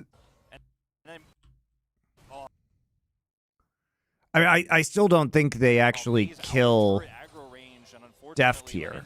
Because even if you re-engage, somebody will die. Because of the Nautilus. Beryl's making the calls. You gotta, he's, I guess you found out. He said the found out part of that one. Yeah. Well, he said, you know, at first he was like, you know, that's never going to work. And then he's like, I guess you know now that you found out, exactly. basically. So, you know, as they say. So the dive itself ends up being ill-advised. And just conceptually, guys, trying to go 3-camp into that dive against the Nautilus is inherently extremely risky. And you just run the chance of just absolutely getting boomed on the map, right? guess you know now that you found out. Because basically you also give up Void Grubs for free as a result of this, because Viego actually gets a chance to go back and buy. Right, and now Canyon just has to go back. It's not really going to have an effect on these lanes because he has to farm, he has to catch up. And Void Bubs are going to go over to Pyosik. Looks like he wants to set up here for this dragon. There's a ward on it. But Pyosik, he got 2, and he's just running straight down, saying that's enough. Now, GENG do have immense mid-prio with the Karma, and so maybe they do get this anyway. Yeah, I mean, that was a really close call for Chovy potentially there, but he read it well. Meanwhile, the hook comes in. Deft and Barrel trying to fight this one out. Pays to take a lot of damage, and you know what? Canyon feeling the pressure. He says, I don't know if we can really do this, guys. And he's going to back away and give away the Drake. Yeah, but they lost too much control bottom side there. It's another 2v2 that goes the way of Deft and Barrel, and that's what you need to take that dragon. You lose that, you just don't have any options. Pyosik is there. And yes, you have mid-prio, but it's still in Azir with ult and flash. If he walks over there, he can win you that skirmish. If you're too far away as a bot duo there for GENG, and you know, the one thing that we haven't really focused on at all this game is this 14-3? No, it's 14-2. Obviously into the Cassante, but even he has been kind of pushed into his turret for a lot of this game. And yes, you have mid-prio, but it's still in Azir with ult and flash. If he walks over there, he can win you that skirmish. If you're too far away as a bot duo there for GENG, and the one thing that we haven't really focused on at all this game is Keen having the counter matchup obviously into the Cassante, but even he has been kind of pushed into his turret for a lot of this game. There's nothing happening up here top side, and it has been discussed to death, and even there's been debates about it where it won, as Dragon has been way better than getting grubs early, and it's consolation grubs here for GENG. Unfortunately, KT get an infernal Drake. That's just not what you want to see if you are a GENG fan. Yeah, it's not even the consolation 2 grubs. Yeah, it's 2 grubs into Infernal Drake. Only 1. Yeah. So Canyon, yes, you will get the nice and a kill into bot side. So this whole thing has been kind of disastrous. I just don't know why we go for that. I don't even know why we're trying.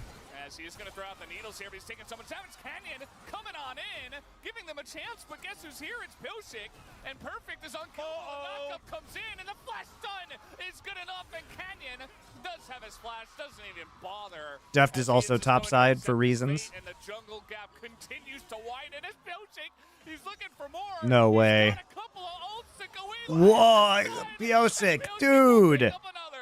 Oh, this man. Pyosik is on fire in these games. I mean, that Lee Sin play around Baron, and then, it's not even the mechanical difficulty, guys. It's the vision to fucking see that this play exists. How does he know that he can do this? He doesn't even have flash. EQ on Jarvan, into ult, into Q. It's fucking beautiful, guys. Today is just out of his mind. They're going to grab plates here. I did not have on today's docket. I was looking at the schedule. I did not see Pyosik gapping Canyon. That wasn't listed for some reason. Nor did I see Perfect almost solo killing Keen in a counter matchup that Keen has drafted for himself. It's just a beautiful chase down. I mean, to even understand to go for that is the craziest thing, because it's not mechanically difficult, guys. But like, to be like, I can do this is pretty crazy. I mean, he knows Canyon's not there, right? I mean, Keen seems pretty safe here. It's just like a fucking great play. And he knows Keen had just used Ghost too, so Ghost isn't up. You're dead. No retreat. That's what I'm talking about. That's what he said. Yeah. But that's also what I'm talking about. Yeah, that's also what I'm talking about right now. Wolf also agrees. This is how we do it. And, I don't know what's gotten into this man, but I did say it at the top of the day. I said Pyosik, he does show up in moments like this when the pressure is on. He's the clutch man. He did it in game 1. He got 11 out of 12. Should have been 12 out of 12.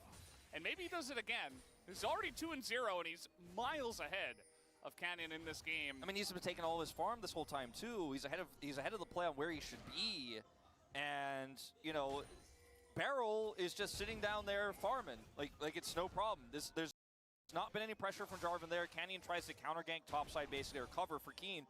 who kind of baits him a little bit. Baits perfect. Thoughts on Lucian Milio? I mean, it can be good if you actually have some form of primary engage, but I'm not sure it's good into Nautilus because Lucian just gets ulted in the front line, and you must do upfront damage on Lucian. And now the Lucian's behind too because of Mega Fail Dive.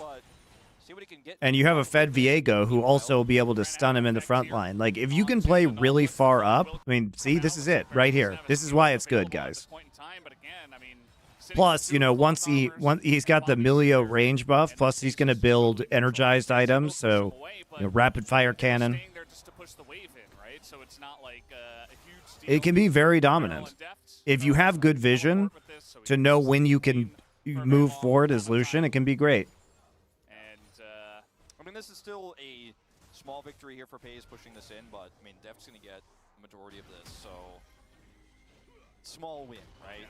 Not going to grab a plate either off of the play.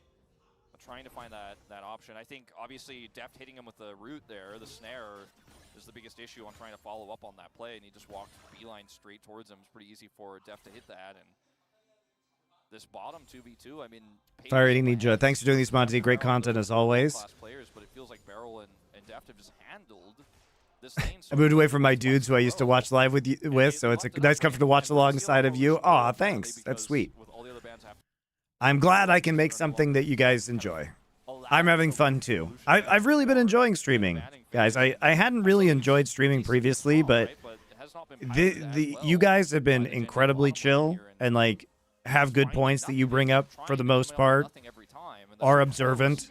So I feel like I get more out of watching the games with your help. By the way, grabbing all of these 30 seconds before Drake, and Genji are not on Dragon, so he will be ready to contest. Deft is roaming here. So KT also now with 5 Void Grubs. Big help. He's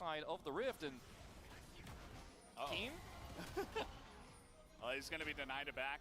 Keen actually in hell right now. Keen actually in hell because of what's going on in the jungle. How is this Keen's fault, guys? Keen has gotten boomed because of the failed dive bot.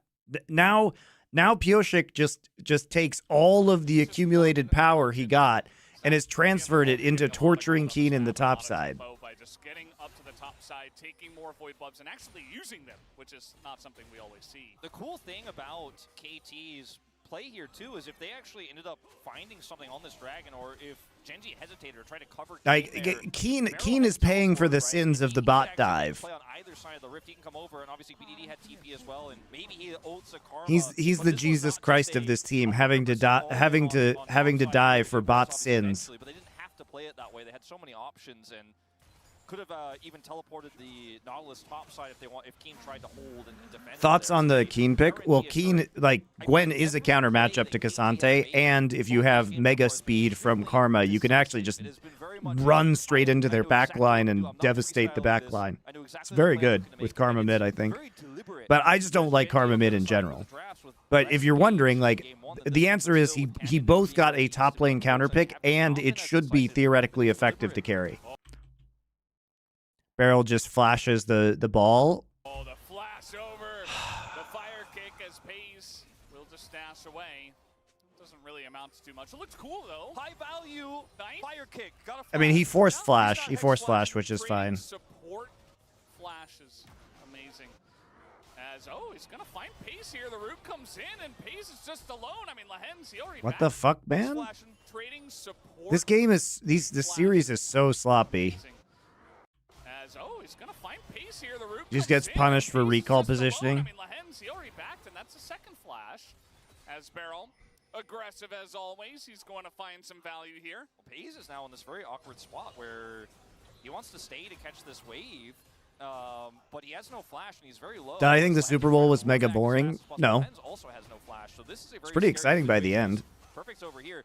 Pioshik is there. They're going to commit a teleport. They're just going to get a second turret. It's the Barrel TP. There it is. I mean, it's just straight up. This is how you use Void Bulbs as well. Yeah. We see so many teams get them. Genji and Game yep. had 6 Void Bulbs. They didn't have any pressure in a side lane. They didn't have any ability to actually utilize the team that's best at using the Void Grubs is T1, by the way, guys. Like, the way they turn the extra pushing power into value is so crazy. Well, they might get punished for it. As here comes Toby. He's got Malignance. That's a big burst of damage. Canyon also here, but They're just kind of Barrel so tanky. Barrel doesn't care if he's in ult. Canyon, why are you ulting Barrel? You can't kill him. Another flag. Dragon's gonna miss, and nobody's gonna go down. Double teleport. Oh, the TPs are so ugly from KT. As Perfect is running at them. There's no The turret here. TPs are It's just so dragging down, ugly. so Gen G have to leave. They're There's so no ugly. sense. There's not I even think a we go dragon back to spawning that for play, 3 too, where minutes. They were actually pushing that turret down, looking for the 5th plate. The cannon just gets there in time to deny them. They literally It's used so 3 close to TPs for that actually play being to closed take down. 1 They turret. dive. If cannon isn't there, they kill that bottom 2v2 because it's a 3v2. And unfortunately, you know, for Gen G, they try to turn around the play with that Karma Prio, but BDD just gets a free back off. I don't think we're going to replay it because nobody died. You could see BDD just sit in Fountain. He's like, should I go? Do we actually kill all of them with my teleport flank? They drop a ward down. You know, ultimately he decides to come in later. It was a split call, I think, from KT. But they held all the cards in that play. They have the teleport from both. Okay, so they're actually just funneling gold. Look at the lane assignments. They're funneling gold onto Barrel here. They allowed him to recall and just take the push out on the wave. He already has Frozen Heart. He'll build Rookern next because of Gwen and Karma. And then if he gets Rookern, guys, there's nobody who can kill him. He just can stand in the front line and CC anybody who tries to dive onto the back line while getting healed by Senna. He's just like gonna be invincible, I think. Game is gone as KT is just on the edge of literally winning the game. And every call they make is like, I'm going to teleport, we're going to kill the turret. We went top side, deliberate call. Bottom side, teleport, take out the turret. Pays back got denied. Let's use that. Let's grab a turret for that. And they're 3,000 gold ahead now. Only with 3 kills, 2 of those on a Viego. They got 9 plates, they got 2 turrets, and they got pretty much all the void buffs. They are going to get a Rift Herald on top of it. Just to throw into mid, you would imagine. The mid turret is fully healthy because it's Karma. I mean, Cassante and Nautilus are just going to be invincible, you know, past a certain point here. Cut out for them on that turret, but that's just fine. They're feeling very comfortable about the situation. You know, Gwen's really the only one who can kill him. But Gwen needs probably 2 or 3 items in order to do that, and I just don't think that's going to happen. Mode where he's desperately trying to farm to catch up, to keep even in levels and have a similar effect on. Thoughts on Kraken first on Lucian? I feel like you kind of need to energize on him first if you play with Milio. Well, wouldn't the argument be the opposite, that Milio's range allows you to not necessarily play with an energized item? Perhaps that's the argument here, is that you get additional range, so you play around Milio rather than, and that way you can get Kraken. I mean, again, the problem is who kills their front line. You must be able to kill the Cassante and the Nautilus. Game 1 of this series was so pog. It was so trash, Papa. It was so trash. It was a trash game. Life stealable himself as Perfect trying to put an end to this Gwen. Can't quite do it. The movement from Keen is insane. And now Deft having to flash away just to try to salvage the situation. Feels like they should have been able to. You're a fucking hater. I am a hater. Yeah. I'm a hater of trash League of Legends. It was literally just like people walking into things and dying. The game. Not quite enough damage there, and Gwen with Riftmaker, as you mentioned, very sustainable, very difficult to kill. And Keen is, you know, he's doing what he can. The plebs are right. The plebs are never right, Baba. Kind of a wash all across the rift. He's even going to commit teleport just to rush over here and put some damage onto this turret, as it looks like that's Gen G's way of saying we are not contesting Dragon. We have no prio. We have no control bottom side. And Barrel is that game was just food for the raccoons. Survives this one, to be honest. This time I think it might be a little bit too much to ask of a Nautilus alone. The series has not been good. He's gonna clear the wave. And you know what? Ult comes in, Aftershock, and he's pretty tanky, but there's 4 people there, so yeah. Probably should not have gone. There's Herald. I was like, where'd Herald go? Immediately being cast, of course. It was all a bait wolf. Barrel is a genius. Yep. 5 grub stacks. That turret's gone. There's not much Gen G can do except try to get topside turret with that TP. They were never. They don't actually get it. Where's he going? You know, Barrel is an added bonus, but yeah, I mean, there's just too much bottom side control for KT. I see. He's jungle pathing quickly. Yeah. Extra damage. Big Raptor. He denies the 25 gold. You know, it gets him to the Raptors. Or does he? I guess he doesn't. Fire Eating Ninja, thank you for your Twitch Prime sub. Appreciate it. Actually charge if nobody deals with it? Guys? Okay. I was like, hello? I mean, this game is... Fiery Ninja, thank you for the 5 tier 1 gift subs. Like GENG are in control, right? How This is generous, kind of giving what the Team's been plebs the doing gift all season subs. long, is just getting prio in lanes and pushing up objectives around where Pyosik is the best jungler in Korea? No, he's not. Kind of death ball front Cuz is the best jungler in Korea right now. Is he the main character of this game? Absolutely not, because he's a Nazir who's been hunting turret against Karma waves all game, but he's scaling up. And if they will try to walk into him, he has Emperor's Divide. Defensively, he can use it. He has the threat of using it, obviously, very aggressively, too, if there's a mistake from GENG. But he's also just going to be some added damage. If you guys haven't been watching Cuz, you don't know how hard he's been carrying Kwangdong in some of their wins. He's absolutely bailed Kwangdong out. In terms of what damage he should be able to offer in teamfights and how much utility this Azir is going to have, it may end up being more significant than Karma. He has on 2 items is Chovy. Now he is Karma, but he is still going to have to flash, as Karma proves to be... You know, it's really impressive. You know what I like about Pyosik? He's so good that he mind-controlled Canyon to dive bot at level 3 so that he could get ultra farmed on Viego just like he wanted. You know what else I liked? He blind invaded in game number 1, not knowing where Canyon was, and then got away with the turret dive magically. What a fucking genius, guys. What a fucking genius. If Pyosik didn't have dark mind control tech in order to just take over Canyon's brain and force him into weird pathings, these games wouldn't have, wouldn't have been happened the way they did. Unless you've got 4 people. He's just a Dark Templar. He's just a Dark Templar mind controlling the enemy team. Shirelli is in the bottom lane because it has a lot of AP, and people like to build that. But Malignance is basically the way to go right now. Chovy has that. He also has Horizon Focus, so he is really looking for damage. As Horizon Focus got buffed on this patch, actually. Yeah, I think it's a decent. Shout out to Pyosik's mind control over Canyon, flubbing the early game twice. Doing the commentary thing, we gotta talk about it for just a second. Is Canyon? Sun comes in, nice amount of burst, but Melio is right there. Not gonna overcommit. Dark Archon, you are correct. You are correct. My bad. Does come in. Thousands of hours played Brood War, still make that mistake. On vision, and nothing much is gonna happen there. They're just threatening so many different angles all the time, and Karma's flashless, so Chovy has to step back and respect that Emperor's Divide, especially with BDD having his own flash. The engage range is just so high. You really have to be cautious. And then Canyon also just trying to get any farm he can. He's significantly behind the farm. Have I played any MTG? The last MTG I played was Urza's Destiny.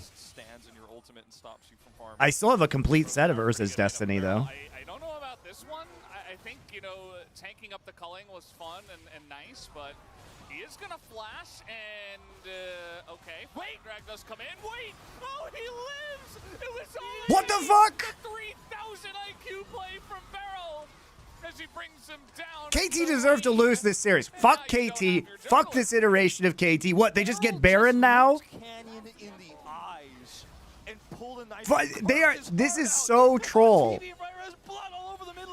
Oh god. Dude, they Barrel trolled the Entity TP's back. Get me out of this game. Get me out. This game fucking sucks. No smite. You have amazingly tanky members. What is this game? Barrel can just sit in the front. What? So he can just lose a game but actually win it? Okay. So Barrel's just allowed to just lose a game but then win it. He denied him from those last couple of minutes. Look at this. Look how I want you guys to understand how fucking troll this is from Barrel. There are no wards. No wards. All right here. Okay? No wards. Nothing. Nada. No wards. No wards anywhere. You don't even know where 4 people are. You know where this guy is. He's the only one you know where he is.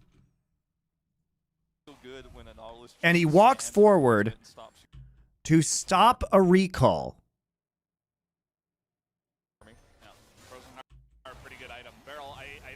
This one, I think, tanking up the culling was fun and nice, but he is going to flash.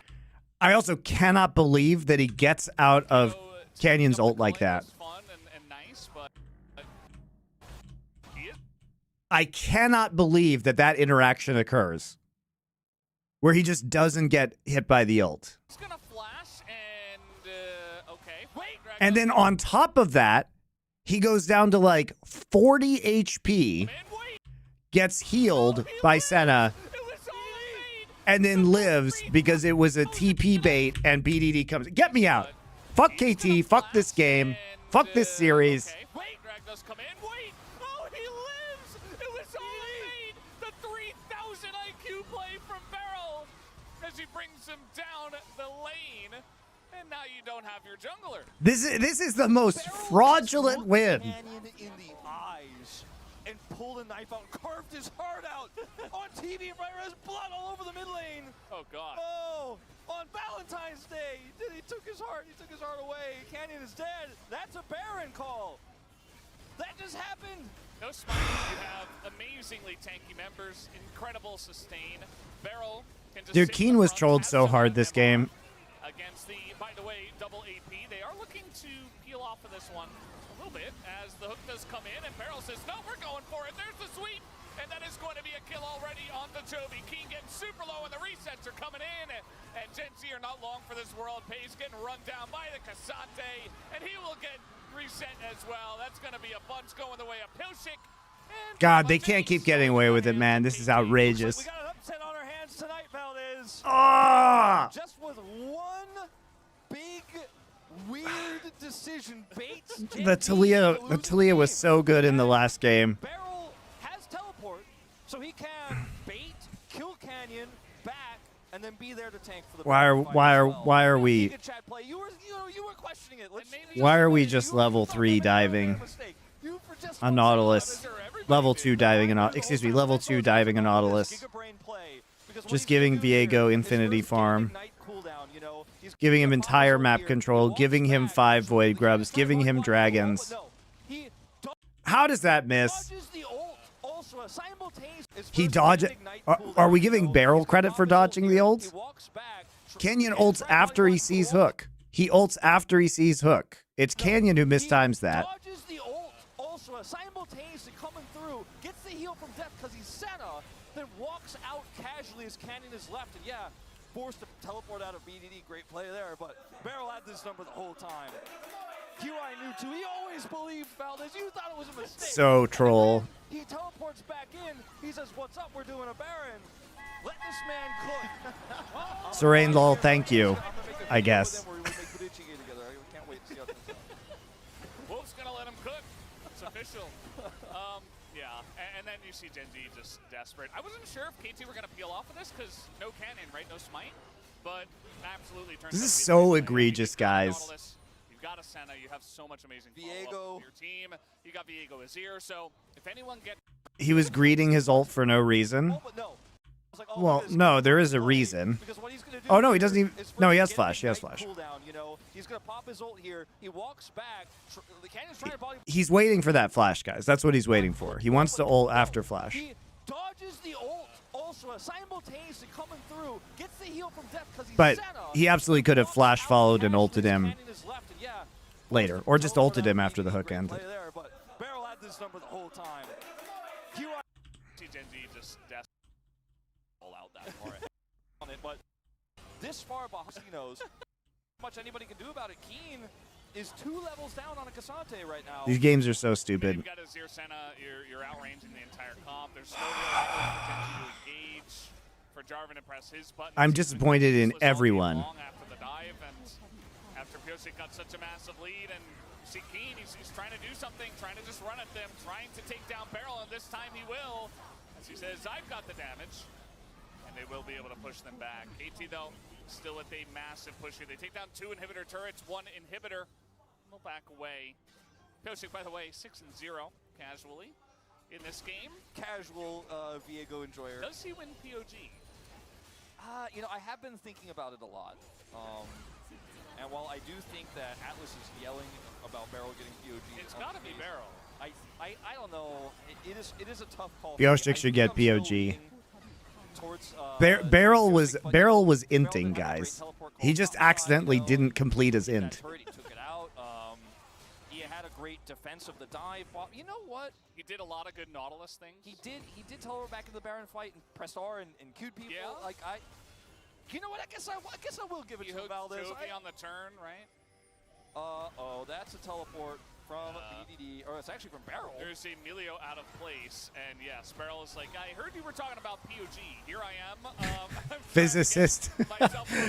Gifted a 1 month tier 1 sub to Barrel World Champion. I believe you mean Barrel 2-time World Champion. Perfect. This is getting pretty low as the Sentinel does come out a little bit late, but it's fine. It's all right, guys. Bengi is a 3-time world champion for some reason. He's not even potentially the worst player to win 2 world championships. Way too far. He's getting very excited at this point in the game. It was a nice appeal for POG, but it's not going to get it. Nice try. It was a good Fortunately, now attempt. Barrel has POG vote. Yeah. Yeah. Barrel's look, it might be a 12er after that one POG. It was a good try. It was a good attempt. Digon will not Now take the game slander actually against is gonna slow Bengi. down for a minute That's because, too bad. Some antics did occur, and now GENG have recovered. Sure, their mid inhibitor is still down. As I thought this was just going to be a scoop angle for BDD because I wasn't watching where he was on the minimap, but in fact it was just Barrel coming over here to collect a misplaced support, as I think you put it there. And yeah, Pays, he kites this one out real well. And this is the Karma Shield coming through. He's got that movement speed. He's like, oh, I'm ulting. And then Pioshek took that personally, as he's going to transform here and try to run at him and get on top of him. And Pays is just going to dash away, get another shield. Karma Shield, yeah. And yeah, you know, it was a good try, Pioshek, but you're not getting the solo POG interview. Yeah, hey, Bengi was a perfectly good summoner spell for Faker. Bengi wasn't even a summoner spell. He was a blue trinket.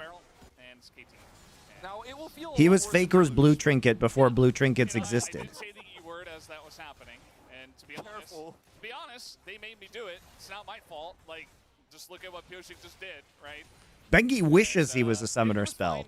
He wishes he was Looper, but he was just a blue trinket. Behind, so it's not really. You can see all the outer turrets are still up and available. Objective bounties, and GENG can't get any of them because they're just stuck in their base. So far back, they can barely farm their own jungle. Yeah. KT just have full control, so Cloud Soul on the cards, but KT, well, looks like they are actually going to set up for the Cloud Soul. And the Gwen, you know, didn't win lane, obviously. You know, we can see that now, 30 CS behind, 2 levels behind for a long part of this game. And there was one moment where you could see her actually do damage when people were on top of her, but otherwise, because of the range issue, if she's not on top of people, she can't really be relevant, and she's not very good in this draft, I feel. Would Rumble have been better? Maybe. Is NG, where are you going? Okay, they're trying to trap him here. Perfect. He's actually invulnerable as they're going to scoop him, and there goes Chovy. No more Karma. Barrel, he's got a Karma on his team now, and he's going to get a nice little shield. And that might just I mean, they're be 10K enough. gold Over the down, top guys. goes Like, Pioshek, what are you going to do? as he's looking for 8 kills in this one. They will just press all their buttons. It's amazing they lasted as long as they did. Wow, what a series, guys. This series was so troll. GENG played like shit. KT played slightly less like shit. Please no copy pesto.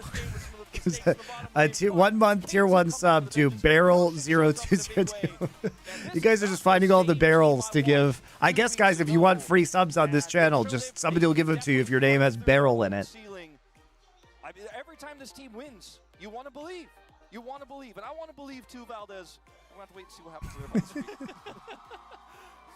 Yeah, I mean, KT are playing up. That's his actual Twitch. That's actual Barrel's actual Twitch. But GENG, unfortunately, coming out a little bit flat, I would say. Pioshek did have some fancy plays, though. Credit to him. I Can't see what he wrote. He passed the key test. He got his certification, Valdez. I'm like, did he write on at the beginning of? Oh, it says Keen Goso? Gosa? I can't really read it. Sorry. He passed the key test. Pass the Keen test. Physicist giving Digon a tier 1 sub. It was a tissue. It's not blood. It's fine. But yes, he passed the Keen test.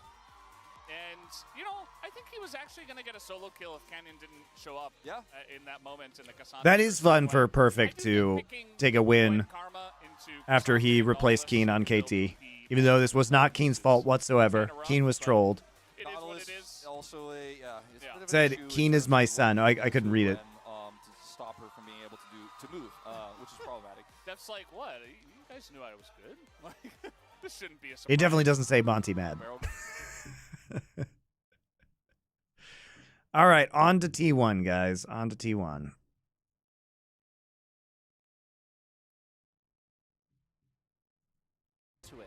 I think just ban center is probably a good And thing. by on to T1, I mean it's time for me to go to the bathroom, and then we watch T1. It's just ludicrous. I see Owner is still a Witcher. By the way, you guys, if you're not familiar with the Owner Witcher theory, it goes like this. So he's actually a school of the Tiger Witcher. He's actually a school of the Tiger Witcher. His hair turned white. He's wearing the Tiger Witcher medallion. So he is a Witcher now. He is a Witcher. I just want everybody to know that Owner, before we leave, is a Witcher.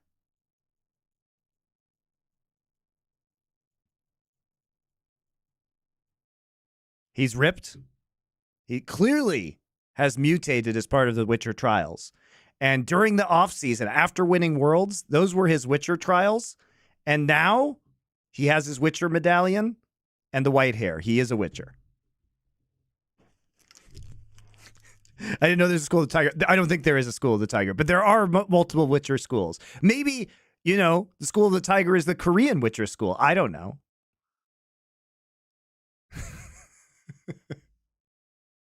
The school of the cat. There is a cat school for Witcher. That's true. There is a cat school. He's jacked. He's got the white hair. He has the Witcher medallion. He's officially a Witcher. Okay, I'm going to the bathroom. Be back.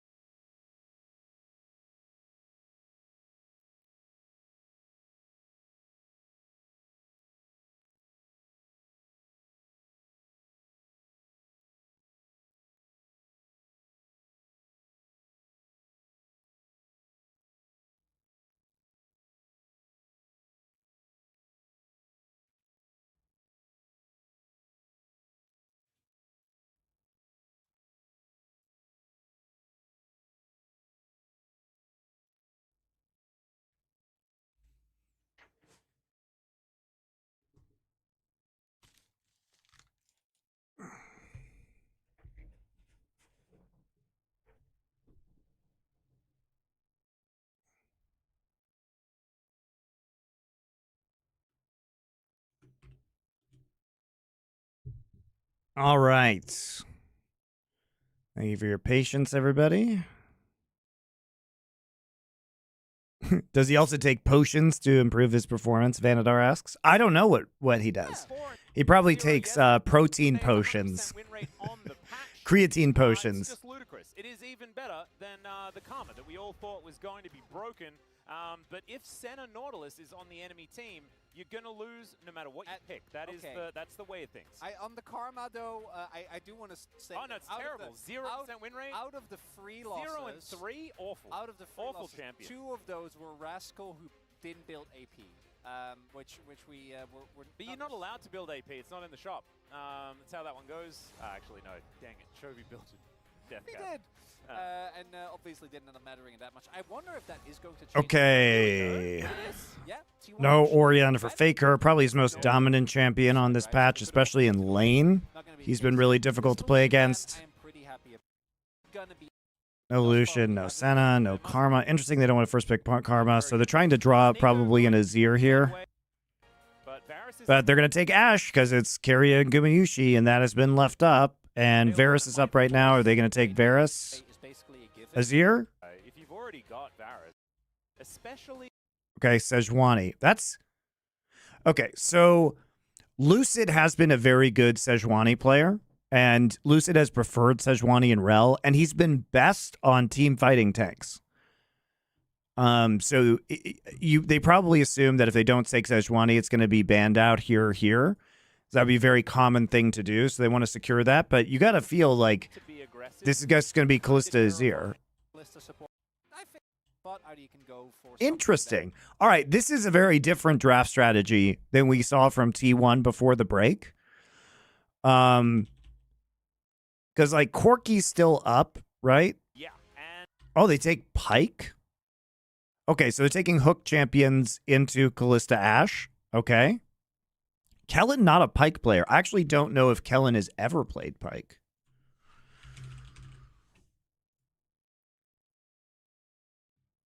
Has he ever played Pike? He's played 3 games of Pike in his entire career. When were they, though? Played 2 last year. Okay, I guess he did play 2 Pike games last year. I don't recall them off the top of my head. But yeah, definitely not a Pike player. And they have to be, like, sending someone home at all Really times. strange, actually. Really strange from both sides. So T1 has typically preferred to have Faker do some super early picks, right? And then they just play around him. And his picks have been Ori, Nico, Azir, and Corki. So I guess they don't because they think he has 2 picks up. Rel is banned because that's been one of Owner's big champions this year. Unplayable. And also at Worlds, Just because it's obviously. Playing Yeah. very early on to do so. Talia. Talia. Me a signal technically be for, but it might just end up being Udyr. So there's a Corki. So they're just going to take Azir here? Well, like, here's what I don't understand, guys. If you're going to do this, if you're going to ban 3 of Faker's champions, why aren't you picking Azir? So first off, my first question is, why do we have to take Pike third? Why is Pike here? You can't possibly be worried that they're going to ban Pike in these 2 bans, right?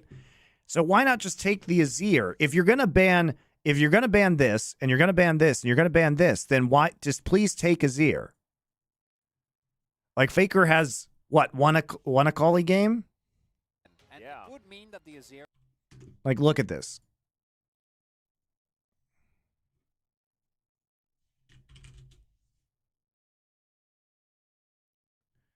He has a Talia game, Azir games. I guess he's 1 and 3 on the Azir. Nico, Corki, and Oriana. But I think his Talia game is in this series, right? Well, I don't even know what he plays in the series. Azir and Ori. No. Okay, so he played Talia versus Brion. That's right. So he plays Azir, Oriana. becomes a lot less strong. We have seen Gnar, he goes. We don't necessarily Poppy Azir. I mean, this is just how it goes. I don't like D+'s draft. I don't like D+'s draft First off, I know you want to get Lucid onto a comfort pick, but you need Sejuani to actually have synergy with one of your lanes. And if you see Kalista, like, first off, you do not have to pick Sejuani, right? So you go ahead and they take Ashe, then you take Varus Sejuani. No. Like, you take Varus Azir here.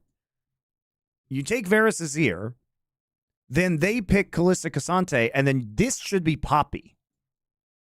When you see this composition, you take the Poppy. Right? I don't like this sequence of drafts. Like, I understand that they're doing it because Lucid is very good at Sejuani, but it's so egregious, I think, to pick the Sejuani this early because you don't have a lot of synergy. Okay, so they want the Azir with the Sejuani or they want the Akali with the Sejuani into Azir. That's a strategy, I guess, guys. I mean, Gnar has been used effectively against Cassante by certain players. Decent because you can utilize the Azir wall for Poppy to get as much burst out as possible. But it just feels super weird because now you're playing Akali into Poppy when you could have the Poppy. Right? You could have the Poppy into Kalista, but instead they get the Poppy into Akali and Gnar and Sejuani. So, like, a Poppy's value is just incredible. It's so weird, guys. The draft is so weird. And then Maokai's just not in this draft. Why? Why?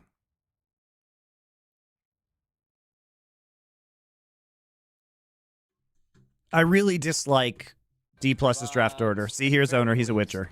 Lucid and Showmaker having a decent 2v2, particularly post-6, I think is absolutely essential for DK, because in any game where they've looked good, it's basically been through Showmaker specifically. This mega swingy one way or another. I mean, I say match. It's a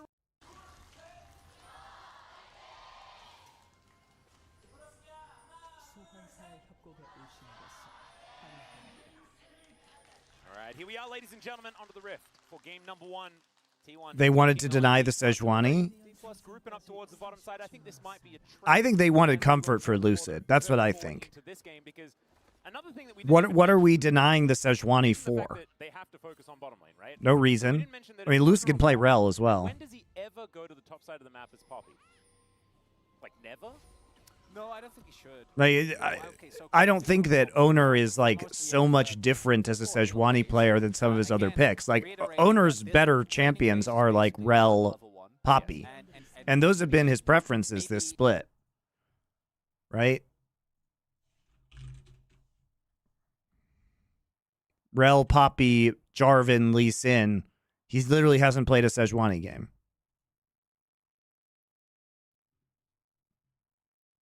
He played a lot of Sejuani last year when Sejuani was popular, but it hasn't been a priority. Like, if you think about who has been, like, he played 26 games of Sejuani last year, but 0 this year.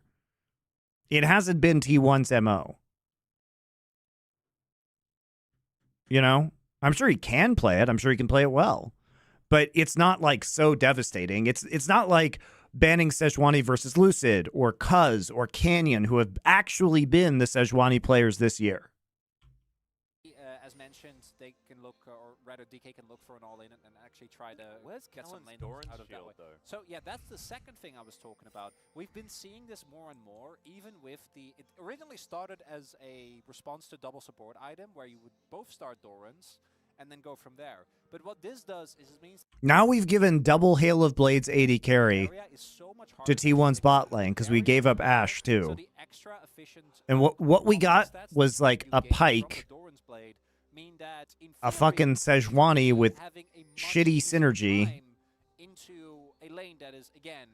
Ugh, feels bad. This is super doomed for D+. On your first base, and then you'll be good to go. Precisely what they're going to look for already. Carrier just throwing out some shots, probably looking for a level 2 D+, but Carrier doesn't really care. I love level 1 Hail of Blades procs. Kellen might need to slink into the fog of war to get some of that health back. Very cool champion, Riot. Now, will Owner just level 3 dive? That's the main question I'm looking towards, because Callan's trying to tank for aiming there, but not actually getting it off. Because they're not getting level 2. That's not happening. No. Not until the minions are underneath the wave.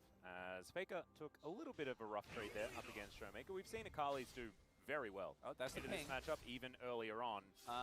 Yeah, and obviously... Just Ronnie with one other melee on the team. We've seen Technically 2. Already this year. As Owner is going to move into the enemy jungle. 3 in Mega Gnar form. Blue buff, you can see vision is down. Lucid knows what's D-Blade starting carry. Yeah, it's default. If you're running double 80 carries, D-Blade has been... You know, even with the Senna Nautilus lanes, we see D-Blade starts now. And then you buy support item on first back. Just because level 1s are so huge. Like level 1 all-ins in the bot lane and fighting for control over the wave is so mega at level 1 right now that it feels like having a support item right off the bat is not good. Patient blue buff as well that is going to move back into the pit. Owner starting that one up again. I think every amount of time... Oh, there's a flash in with the wallbang from Owner. Lucid trying to ease him out of this. And he should be able to escape, but it looks like Owner has won the battle. As Faker's teleporting back. Owner is still here, going to be able to lock this one down, but Kellen... He was hoping not to use Smite. This one, and Showmaker not going to be able to All right, it's a nice invade, right? It's a nice invade. They know the pathing. They see him. This is the Faker ward that we talk about all the time. That's the Faker ward. On Raptors, placed at level 1. Expires, but they know the pathing. Lucid is on Wolves. They're both level 3. They have Hawkshot. They have pressure in the bot side. It's free, even though they both have Smite up. They don't know that he's in the brush, but they should suspect that he's coming towards this objective. Good timing for Poppy to have Buckler up right then. Owner reacts to this super well. But he doesn't even have to use Flash there. Lucid trying to ease him out of this. Should be able to escape. It's actually very clever positioning of the blue buff. Every amount of time. Oh, there's a flash in with the wallbang from Owner. Lucid trying to ease him out of Lucid disrespects that, though. He should be able to escape, but it looks like Owner has won the battle. As Faker's teleporting back. Owner is still here, going to be able to lock this one down, but Kellen a little bit late on this one, and Showmaker not going to be able to get in there either, so Owner able to steal away the blue buff and get himself out. And I'd say it's... Like, that could have gone way worse for DK. Because, and I think a lot of that goes towards Showmaker, who actually was able to win out early in that 1v1, which meant that T1 couldn't really push the way that I think ideally they would want. Because again, they had full bot side prio. It was really hard for Lucid to even remotely contest, and we still see Aiming and Calling having a little bit of a tough time. Poppy knows he's on Grump. They have Ward. They have tons of Ward. Where'd that? These wards going in are so huge. As Faker's teleporting back. Owner is still here, going to be able to lock this one down, but Kellen a little bit late. That's a great ward there. So that ward is placed by Keria right there. And they know this ward is here because they use lens on it, but he couldn't actually finish killing it, so it keeps giving vision. So they know that T1 knows. Lucid knows that Owner knows that he's on this Grump because this ward has been marked. But he doesn't know that this ward is here. So he's going to get wall banged. Oh, this is it. Oh. So Owner going to be able to at least push him away. Does put some fear into him as now Zeus down relatively low. Good wallop, but good dash from Zeus to get himself out of the way. Kingen actually laning quite well though here in this early stage of the game. Of course, to be expected, and there's a big minion wave here as well, so should be relative parity as far as the CS. But Kingen hasn't died yet. Your expectations King it hasn't really died low, right? yet. Yeah, like at least till level 6, he should definitely be okay. Does he get that plate? Surely. And so far, has been the case. He didn't get the again, plate. This is still a win for T1. I don't want to make it sound like DK came out victorious on that one. There's still going to be a lot of early plates here for Guma and Keria. But the worst case scenario is that either Lucid dies and loses his buffs and gets set extremely far behind right from the get-go, or bot lane gets dove, right? And if bot lane gets dove, then they're out of the game. Oh dear, Kellen might just be dead. Has to flash. Let's get his health back here, slinking into the mist. But I don't know whether that was worth it necessarily, you know, stopping it back for a flash. No. The Kellen might just be dead. Has to flash. Far behind right from the get-go. Kellen? Bot lane gets dove, right? And if bot lane gets I mean, they get seen by the Callista Sentinel and the ward. Oh dear, Kellen might just be dead. Has to flash. Let's get All right. back here, slinking into the mist. Well, I don't know whether that was worth it necessarily. miscommunication between jungle and bot lane. They thought jungle was coming. Jungle was seen by Callista Sentinel. Stopped to kill it. And there you go. Has to flash out. You can win the game off that. Did you know? I do know, yeah. We both. Now there isn't a flash on Pyke and bot lane, so they just perma lose. Man, I can't get over that barrel performance yesterday. It was pretty impressive. It was something else. And right now, that flash is a valuable cooldown that is going to go down. But the only one that really is struggling at the moment, and that really has been set really far behind compared to his opponent, is specifically Lucid. Kellen did get spotted on the ward here, and this is the vision coverage. Is a nice way for T1 to ensure that we don't get to see this roaming Pyke have too much of an impact. Also, Hawkshot there just to make sure that they are aware of everything that's happening. Ideally, Lucid would just one. Yep. Just a grub, and I think they'll be able to get it. We'll be able to grab that experience. We'll be able to lock that one away. You can see he's behind a couple of camps. Still here is the Sejuani. A lot of his jungle has been taken away on that bottom side. And aiming, taking some pierce damage here from Gumayushi, who also sends a bit of a rend over. Kellen spotted here on this ward as Faker and Kellen moving into the Thank you, Zamar, for your tier 1 sub. I appreciate it. Of how many people have been hanging around. It would be just all red in the bottom side of the map for T1. And we're seeing as well, and this is something that I think Lucid has really struggled with. We talked about a lot, is the extra level of scrutiny that you're going to be under. As that was a dangerous one there from Faker, but Owner is Just got home from a Broadway show. Hopefully not a musical. Those are cursed. The extra level of scrutiny that you're going to be under. As that was a dangerous one there from Faker, but Owner is going to be here. Killer Instinct going to be thrown out. If only they had taken Poppy! Why did we give up Poppy? And the Killer Instinct is an ability for Kai'Sa. It's not a Kali. Dude. Execution, but it is absolutely fine. It didn't work out here for Showmaker. Well, it's like I said. Turns out Poppy's pretty good against the old Akali. Didn't get the kill, and he was out. I think that he could have easily made his way out there. Maybe at worst he has to flash. Instead, tried to look for a 2v2 or a 1v1 trade rather, which I do think would be worth it if you do get it, but it's such a big risk here as, yeah, Faker going in here, I think took a big risk with that, but knowing that Owner was there felt relatively safe. And then here, yeah, Showmaker is just out. And if he flashes the wall, then maybe it's enough, but they layer the CC in a way that... Faker playing on the edge. That was unintentional. Could have died right there. And Faker is in time with the response that maybe he doesn't even get the kill. So, really big win there for T1. Yeah, and he was even lucky to get the damage from the perfect execution as well. Yeah. With the fact that just a really big risk. It's a very, very fast ability. Still, a little bit of a worry. Not the end of the world, and he still has a decent CS advantage, or at least did. Faker was 2 HP. Wow. Yeah. 2 HP, Jesus. Calculated. That is what we learned. Just like Barrel last game. Gonna get any stuns or anything as Kellen trying to keep his health bar high. It's not quite working out. There's Lethality Varus. Able to clear out this wave. That's certainly something that he is often capable of doing. As Kellen standing next to a wall, a very dangerous thing to do when there's a Poppy with flash, but the rest of his teammates are around. Lucid is going to move on over, does get the flash out from Owner there with the Glacial Prison. Nicely done. Like the fact that he does have his finger on the trigger, you know, ready to pull that one. But you can see there's already a couple of plates that have been taken here on this bottom side. That is exactly what Callista Ash says on the tin. And right now we're looking at an almost 1.5k gold lead here for T1 very early on. Shellmaker is playing very aggressively. And Jerky's minion on the demon hours going to bed at 9 a.m. Just trying to get the most out of this laning phase. I think it makes sense because bot lane is bleeding. No ultimate available for Lucid, and yeah, I think that I understand his attempt. He's going to try and go for a steal here. All right, Steadfast Presence does come on over, and Lucid might have to just flash away. He is going to. I understand his Well, this is like a replay of last game where Canyon just goes in by himself. Gets fucked up. He doesn't die though, unlike Canyon. He just has to flash out because we are contesting this. Why? Why are we contesting this?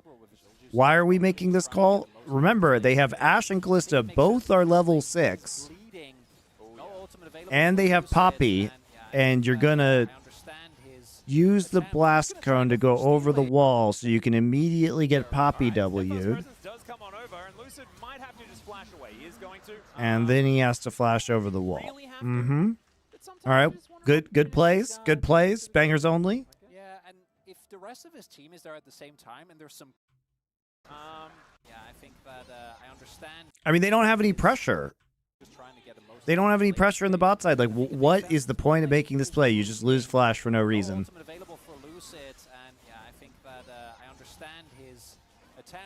Pike's in base. Steadfast presence does come on over, and Lucid might have to just flash away. He is going why are these teams so bad? Really have to, but sometimes you just want an opportunistic. D plus also very fraudulent, guys. And if the rest of his team is there at the same time, and there's some chaos, then maybe that works. But on the first time we've seen Lucid not be on the same page of the rest of his team as Kalen. Yeah, can he find the bone skewer is the question.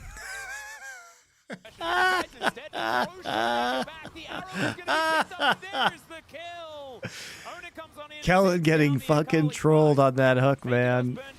So D+ are on the board, but I think that T1 are on the board once again, unless Kellen can get himself out. And it looks he like can get out. Comes on in. Poor Kellen. If the rest of his team is there at the same time and there's some chaos, then maybe that works. But on the first time we've seen Lucid not be on the same page. I mean, it's ambitious to make this play because Showmaker still doesn't have ult. Right? And you can just scoop him in. Just scoop him in. Okay, flash, right? Kellen's also not 6, so he doesn't have Pike ult. So it's actually just Ignite. It's just Ignite that kills him. He barely doesn't die. Faker actually unlucky on that one. Like, he probably should have died on the first one and lived on that one. But what is D+ doing, man? Like, that is actually just such a terrible play to even try to make. Right, you have no idea who owner is. Also, where owner is, I mean. Also, you have to be worried about this. You know? Keria is very map aware. And he actually does shoot the arrow out here, and it hits Kellen.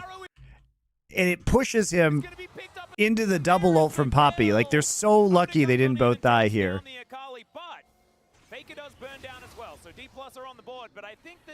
Man. Unless Kellen can get himself out, and it looks like he should be able to do so. Gives him a thumbs up as he exits. And the thumbs up might be aimed here towards his bottom side because that's where T1 are really finding the most of the benefit. Is aiming down to 50%. This could be diveable. They have Fate's Call, remember. So just waiting. Oh, gotta hit that one. Not gonna be the case, and no real opportunity is aiming! They have Fate's Call, remember. So just waiting. Oh, ah, yes, missing Chain of Corruption. And no real opportunity is aiming! Okay. Doesn't feel like flashing, you know. Well, sometimes your turret's safe, sometimes your turret is not as safe. Chronicler, oh, gotta hit that one. That's where T1 are really. Also, there's not even a point to hitting Chain of Corruption here because Callista ult is up. So like, you need this as a deterrent against the dive, but you shoot it out, and they still have Callista ult, right? So they didn't have to use Callista ult to save Keria. They have Hail of Blades up. You can see it. And then they can just, literally, Keria can just walk under turret because he'll get pulled out by Callista ult. So you can't step up. Lucid doesn't have ult. There are no ults. There is no Varus ult. There is no fucking Sejuani ult. Oh, God. These games are so ugly, guys. These games are so ugly. Not from T1. T1's playing great. But King's doing well, Atlas. Yeah, King's having a great game. Hyperprox coming on down here as he does manage to get the stun from the wallop. We'll send Zeus back. Zeus actually doing a decent job staying up in farm. You can see 90 to 96, but that wave might be lost. It's like the freest, easiest tower dive of all time, though. So disrespectful from aiming. Zeus going all out, does manage to keep himself alive and out of CC. He just needs to back off that turret. If he hits the Varus ult, he trades for Kalista ult and doesn't die. No, he still might die, by the way. He still might die. It's not like their composition skills poorly. We have sometimes these compositions with Kalista in particular where you basically need to win early on or there's no chance. Yeah. I think it can be tough to pilot into the composition for specifically Guma and Keria, given that they are playing into Pyke, Akali. I think there's still some opportunities for DK. I don't think this one is done just yet. Ooh, Keria could be in a lot Okay, of trouble Miss here. Sejuani ult. Great start. Yep. Yes. Yeah. Gets himself a permafrost, but he's still tanking the turret. Faker is going to be taken down first, though, and Lucid, another cup hole. Lucid literally levels up to live. Look at this. Faker dying levels him up so he lives.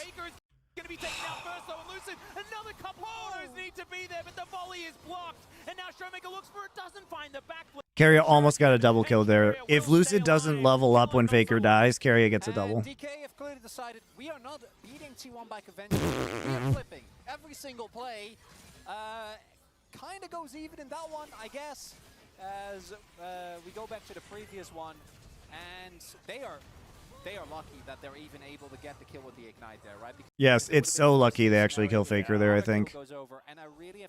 And they're fortunate that Kellen lives through this also. He has consistently been at the right place at the right time, reading. This is fucking nonsense from aiming, though. It's like you gotta leave at that point in time, man. Just gotta let it go. Aiming gets skewered, and with Halo Blades in particular, It's literally the freest dive of all time while Kalista ult is up. And Sejuani ult down. Yeah, just dead. As we take a look, Lucid going for the flash predict there, doesn't actually get it, and then it looks like he made a big mistake, is just gonna end up going down, but Aftershock crucially is still ticking. No, it's his level up. It's his level up that saves his ass. This play is just a rousing success as Kellen. Kellen is very dead. This is the fucking saddest Pyke game, guys. He just wanders around, not being level 6 the entire time. And died. Because there were bad guys in the area.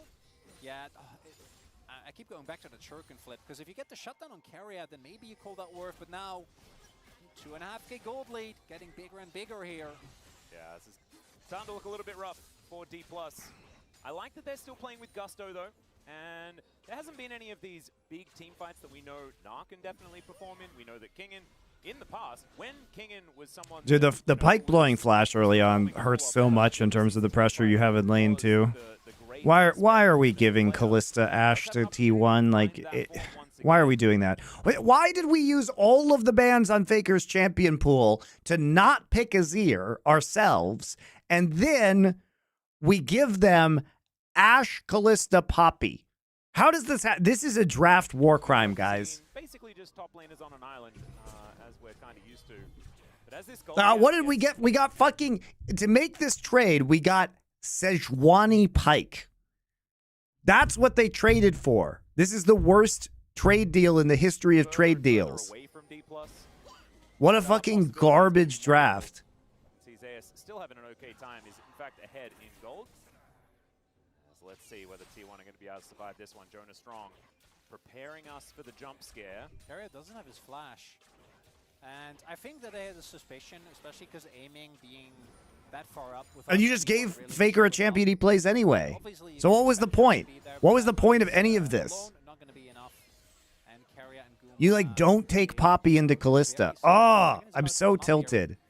This is the day where I get tilted by everything. It's like everything conspiring to tilt me in these games. Just no chance. And he almost got himself out of the way, but MonteCristo arrow hitbox has been a thing for many, many, many years. And this is one of the reasons why when the Pyke lock-in came, we're like, huh. Because Kellen, generally, you know, you have to be a Pyke guy. Yeah. I agree. And you have to be a Pyke guy. I just don't think Kellen is a Pyke guy. He's not. I don't think so either. You know who is an Ashe guy? Not inspiring aside. You know who is an Ashe guy? Barrel. Keria, sorry. He's a 6k damage. Yeah, no. Right, Mary. Get me out. Get me out! Team, if you can get past the front line, Aiming. Oh, gonna have to flash. Oh, he got hit by an Eddie. Oh, I'm throwing up in my mouth. Oh, he gets hit by it anyway. Oh. Have to cleanse because the arrow still clips him. Oh. Kellen now going to be at the mercy of Keria as well. Gumayushi catches him. Oh my goodness, just pierce rend and he's dead. And yeah, Keria will now shut them out of their own jungle. That ward will survive at least for the moment, but this Rift Herald's not going to be so lucky as we're going to have a look at the difference in the supports. And dude, D plus fucking suck, guys. Whoa. I don't know what to tell you. This team is terrible. That's a difference. Hey, Kellen has 100% kill participation there. Yes, he does. Yeah, no, Close to 100% death participation as well. Yeah, and this is what we were saying coming into the game as well. The Pyke basically is going to have to either flip the lane or find a really big impact outside of lane. Cagel said the same thing. What, the D plus suck? Yeah, D plus big suck. Hey, this is terrible. He still has his sums. Yeah. Oh, sorry, Guma had to heal. I mean, Lucid hasn't had a great game, but Showmaker and Lucid are the only two players on this team that aren't fucking bots. Zeus will look for the Gnar, gets himself out of the way though, not wanting to dive. King and getting the respect here, and of course, Zeus doesn't really have to do anything, right? He just needs to try and keep King in here, keep him busy, because the rest of the map is on fire for D+. So the more he isolates this matchup... This team is like legitimately super bad. Yeah, and... Kwangdong is a million times better than them. Yet in this game, but he also will not die once we get to actual team fights. Yeah, because this is Lethality Varus. Who's gonna win Worlds 2024? BLG. Took a really big hit in how effective it is in dealing with these beefy targets. Or T1 probably. Showmaker is just gonna be put in the naughty corner. Maybe Gen G if they can figure their shit out, but that was a pretty depressing last game to watch. He's now gonna look for a back. Does have teleport, but that could almost guarantee this turret if they did want to try and take it. Kellen was in the area though, and Lucid was in Fog of War, so not going to opt into it. As Faker looking to Luke Tikelis, hey from Down Under, been loving the content. Foreplay has been great. We're back on Foreplay this week, I think, this coming week. Now that lead creeping further and further. And as far as individual, And no, I do not believe in KT. I believe that they are frauds. Beryl does it again. Beryl can. It is illegal for Beryl to get away with it one more time. Do you think this version of T1 has dynasty potential? I don't know. Can they win some fucking domestic titles first? How about that? T1 stands. Can they win some fucking domestic titles? They are 1 of 4 in domestic titles. Can they win some of those before we start talking about a dynasty? Huh? But if they can break it, Showmaker not quite able to do so. It's really just the Gen G dynasty. And now, Lucid looking for that opportunity. He ulted the spell shield. Flashes. The spell shield's still there though. What the fuck? Flash? Yes, it's something, I guess. Oh, Huma actually going for Edge of Night here. Wow. That is, yeah, I mean, you're a fat... This is, like, inexcusably bad from D+. Like, literally, I mean, Faker's spacing is super good. Like, I don't want to take anything away from Faker. He has a pink ward. Look at his spacing. Look at his spacing. It's perfect, right?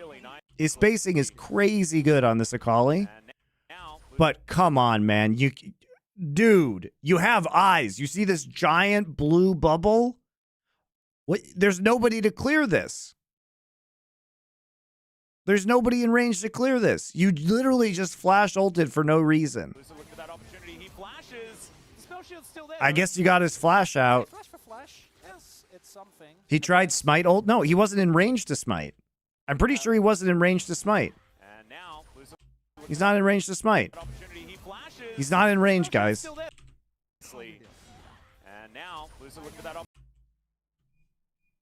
He comes into range after his ult hits the spell shield. I think there is a small range difference.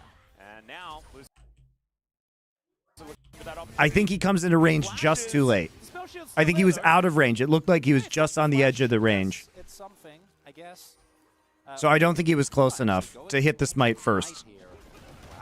He comes into range for smite, I'm pretty sure, after he hits the ult. But I don't, it's again, these risks that they're going for are just not worth it. And hook. Just avoid that as Empress Divider's Oh, Carria's here now. this turret. Carrier just Hi. free firing, but they do manage to take down Faker, and there's the double for Oh, Carrier Oma as did it. well. Zeus now. I want you to pick me up. I said that. Oh, I'm sorry, Max. You didn't come. I'm sorry.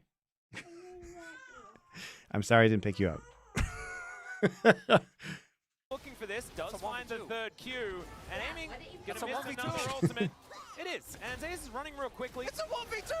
It is. And aiming's now. I didn't get him from the bus, guys, because I was streaming to you. It's really your fault that my son is disappointed. Qs, though, and Zeus gonna get flashed on. There it is, the boomerang to the back of the head. That was very close to a 2-0 for Zeus. Do you feel guilty, Twitch chat? Ah! You're ruining my son's childhood.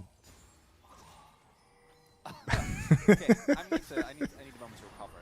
Yeah, so it's a 5k gold lead now. You've inflicted unspeakable trauma on my 3-year-old son. The map didn't really end up working out. Carrier ended up hitting a double, I think. So he's going to be even more fed. Going to spend his money now, it looks like. As we can have a look at it here. Yeah, we take another look at this.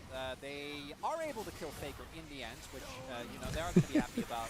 I'm sure he'll get over it. Knows he's already dead. Decides to tank the turret there, but unfortunately, wait, did he get a? I think Showmaker did actually end up making it out. Yes. Then we take another look at this play here, because The only way to fix it is the sub. This guy gets it. Dowie, the guy who isn't subbed. Right, Zeus is just a normal. Just really practice what you preach there, Dowie. And I think here we see the lethality Varus in particular. I think just has 0 threat, and Aiming and Kingan are also not on the same page. Yeah. Like Aiming is walking back to the wave and trying to clear, whereas Kingan is still moving forward, and particularly against Zeus, like yes, he ends up dying. Thank you, iBlaze. That still is not gonna feel good for DK. And IceBear811, I appreciate you. Telling your wife who has a newborn that I can't pick up our son, I need to go stream is a wild, bold move. He's an archer. Well, He is. I need to do this Sometimes it's to not support easy, our family but it is because I need to watch these games anyway to do the podcasts. you really need to focus on his And also, the bus stop is literally right out the front door of the apartment building, so it's not like it's a huge deal, guys. Who does have full ownership of this jungle. Lucy down to 50% before any of this has really happened, as there's the ulti. Fate Score going to come through here as well, as Ona will send the Gnar back to the rest of his teammates, and Kingan kind of happy with it, I guess. Yeah, I think he might have died otherwise. Yeah. But they didn't want to run the risk. We do see Sum's now down on Guma, as well as the Fate Skull, but I don't think that alone will be enough to dissuade T1. Besides, you know, sex is temporary. Gaming is forever, guys. Oh, Arrow going to connect once again as Faker just scoops in the Pike, who's dead mid-push over the wall. Kingan has Mega Gnar, like it's now or never for DK, but Oh no, Lucid has to Arctic Assault himself out of this. There's going to be no smite in the pit, and Kingan's Mega Gnar is running out. You can see low health bar here onto Ona, but it's still just ticking down, and Carrier is just pushing the jungler away. He's going to solo him. And now Steadfast Presence means you're not making it out of this one. Zeus going to pull the Gnar around. And Showmaker, can you be the hero is the question. Looking to get over the wall, but he's not going to get there.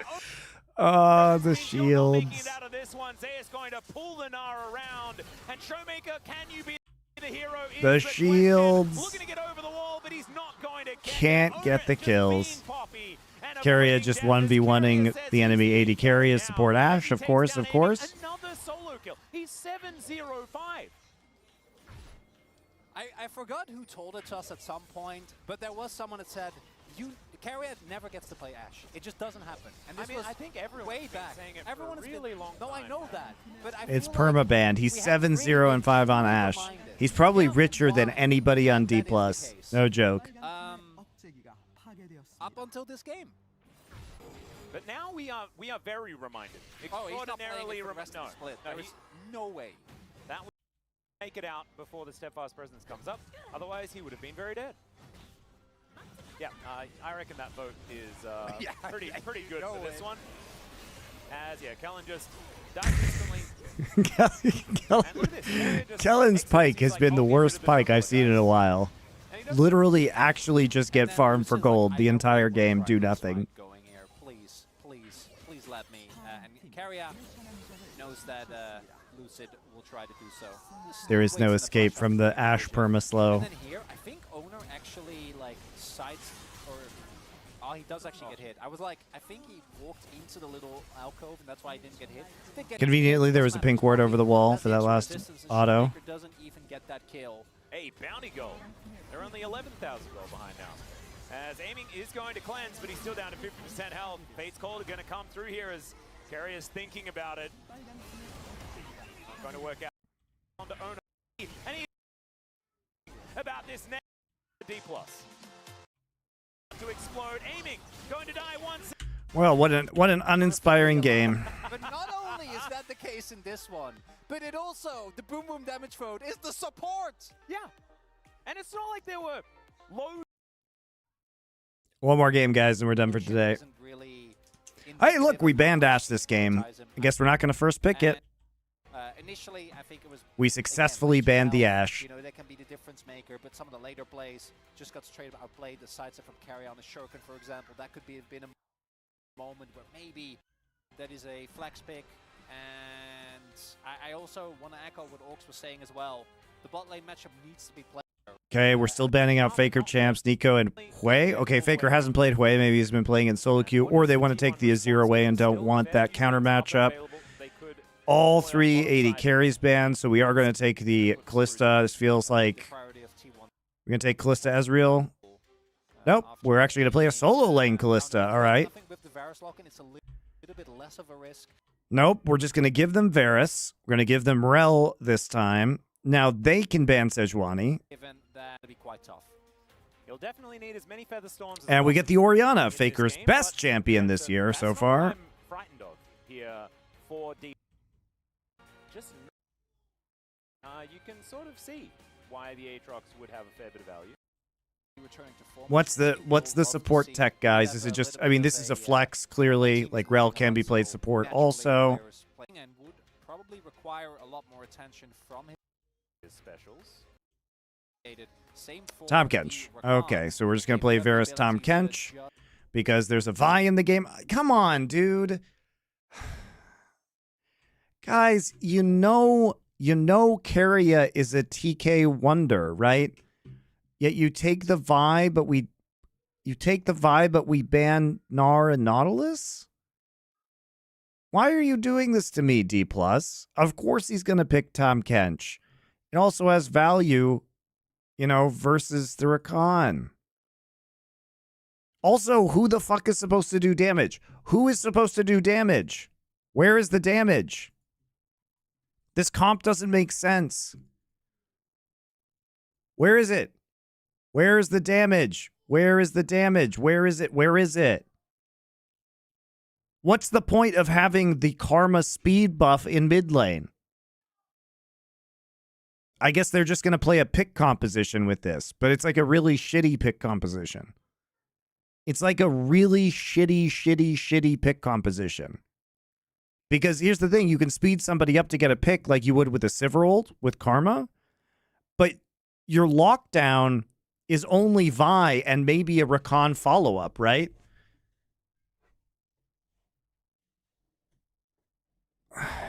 It's so painful. Like, you literally are one damage source composition, and Xayah takes a long time to get online. She doesn't get online until like 2-3 items. The value of the Vi really is going to be pretty substantially mitigated. Same for the Rakan. If you have the ability to just eat your carries, and I gotta say, the Team 1 composition, you have great hard engage. You have what Corki's a lot better than the Karma pick here, I think. Both gets it from Azir is better than the Karma pick here. The shielding from Orianna as well as obviously the Kench. That one is the no-brainer. And then you have that can be used to get Corki Eclipse interaction got nerfed, not on this patch, it didn't. It's 14-2. Front to back of T1 with this composition, I think is going to be really tough to deal with. Indeed. I am a little bit worried for D+ with the fact that you mentioned that it's Showmaker that has to get himself ahead, but mitigating matchups has been something that Faker has really grown to be the best at. In the world, he can just make sure that you're stuck in lane, and even if he's not necessarily winning, he makes you stick around. He means that you're not able to get around and help the rest of your map, and Faker's teammates have been pretty good. As we saw, in the last game, especially on that bottom side. Maybe it's this game that we'll see a bit more of Zeus, who is now on the Aatrox. Something that Kingen used to great effect. We'll see whether he does use his skin as well. That would be a definite Would love that. way to Cool play that throwback. mental. I do really dislike this draft, though, for D+. All right. Already, we see down, but he will be all right. This is dangerous though. As you can see, avoids the Q, and just they'll accept a few members of D+ making their way down, but he will be all right. This is dangerous though. As you can see, avoids the Q, and just they'll accept the ghost and let him go. And I think Uma should be pretty happy. Obviously, they weren't aware that he was there. I think so. Actually able to make out his way. Only has to use his ghost, which isn't going to be the end of the world. Is lethal tempo as expected. You have a lot of extras, and he struggles with a lot. Be a complete nuisance here. Yep. See if he's able to maybe reset a timer here. Put Lucid on the back foot, right? We've seen this a lot in LCK, guys. We've seen this a lot in LCK. So Zeus likes to do this. He did this with Yone as well. And it was actually into this exact matchup. So when Zeus sees a Cassante Vi combo starting at blue buff, he invades. Because Vi is, as everybody knows on my stream, turd. Before level 3. As Zeus is... And so there's really nothing they can do about an Aatrox or a Yone coming in. So this is actually something that D+ should be aware of, because Zeus has done this before in this exact situation. Deciding to be a complete nuisance here. Yep. See if he's able to maybe reset a timer here, put Lucid on the back foot right from the get-go. He's able to do so. So it's just so annoying because like they can't do anything because Vi has W. Make their way back to the lane. They do know this is happening, but I Oh god, and now Owner's like on his invade bullshit. It's so good. It's so good by T1. The thing here is that Lucid specifically went... Vi is so abusable at level 1 and level 2. On Vi. How do you... Look how much time this buys because they're starting Raptors. This is such a good level 1 from T1. So he hits level 2, doesn't use Smite, and now you just have Q Smite Rel in the enemy jungle on a delayed Vi. This is mwah, mwah, mwah, mwah. Which is the best way to start off. Why don't they engage on him and force flash or kill him? You could have started Q first. You can't start Q first on jungle Vi. You literally can't jungle. Like, Einstein, go in practice tool, start Q on Vi, and try jungling for me, okay, buddy? Like, killing him is... You would rather not kill him than take Vi Q first, I think. Bit of a knock-up already. The ignite is down as aiming looks for the Q, the flash forward, and that's I imagine you just clear, yeah. Well, you can see we're looking for a little bit of a knock-up already. The ignite is down as aiming looks for the Q, the flash. Very, very disrespectful by Guma. I imagine you just clear, yeah. Well, you can see like very disrespectful from Guma not to flash this. I imagine you just clear, yeah. Just flash it, man. Well, you can see we're looking for a little bit of a knock-up already. The ignite is down as aiming looks for the Q, the flash forward, and Kellen grabs first blood in the bottom lane. They took last game personally. And we see a Smite is down as aiming looks. Yeah, like they're level 2. You're playing Varus Tahm Kench. You are going to be pushed in on this wave. You see he's level 2. And you're first off, you're walking up. Like let's start there. You know he's level 2 and you know he's going to hit level 2, so you walk up to hit a minion and then you don't flash. I mean, this is badly done. Kellen grabs first blood in the bottom lane. They took last game personally. And we see a smile on Aiming's face, and that's something that we haven't seen a lot in recent DK games. Really, really big win for them here. The Rakan picks up the kill. That is a little bit unfortunate, but this is the enemy AD carry still sitting on level 1. Super They're disrespectful low play. on the CS as well, and they needed that because their jungler is really suffering due to the early invade, and Zeus really making his presence known. And it is a cannon wave, so Guma will be able to pick up most of the CS, but still going to... I see you are right, Monty. I mean, yes, I'm perpetually right. How am I right this time, though? You'll have to be more specific. There's so much when I'm right that I can't narrow it down by you saying that.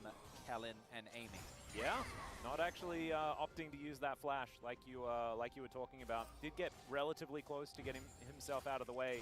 A lot was invested as Kellen making his way towards the mid lane once again as Faker. He's going to be snared. Not going to have to flash just yet though. Just not taking a lot of damage. Yeah, Faker not very impressed with the gank. Yeah. Walks it off.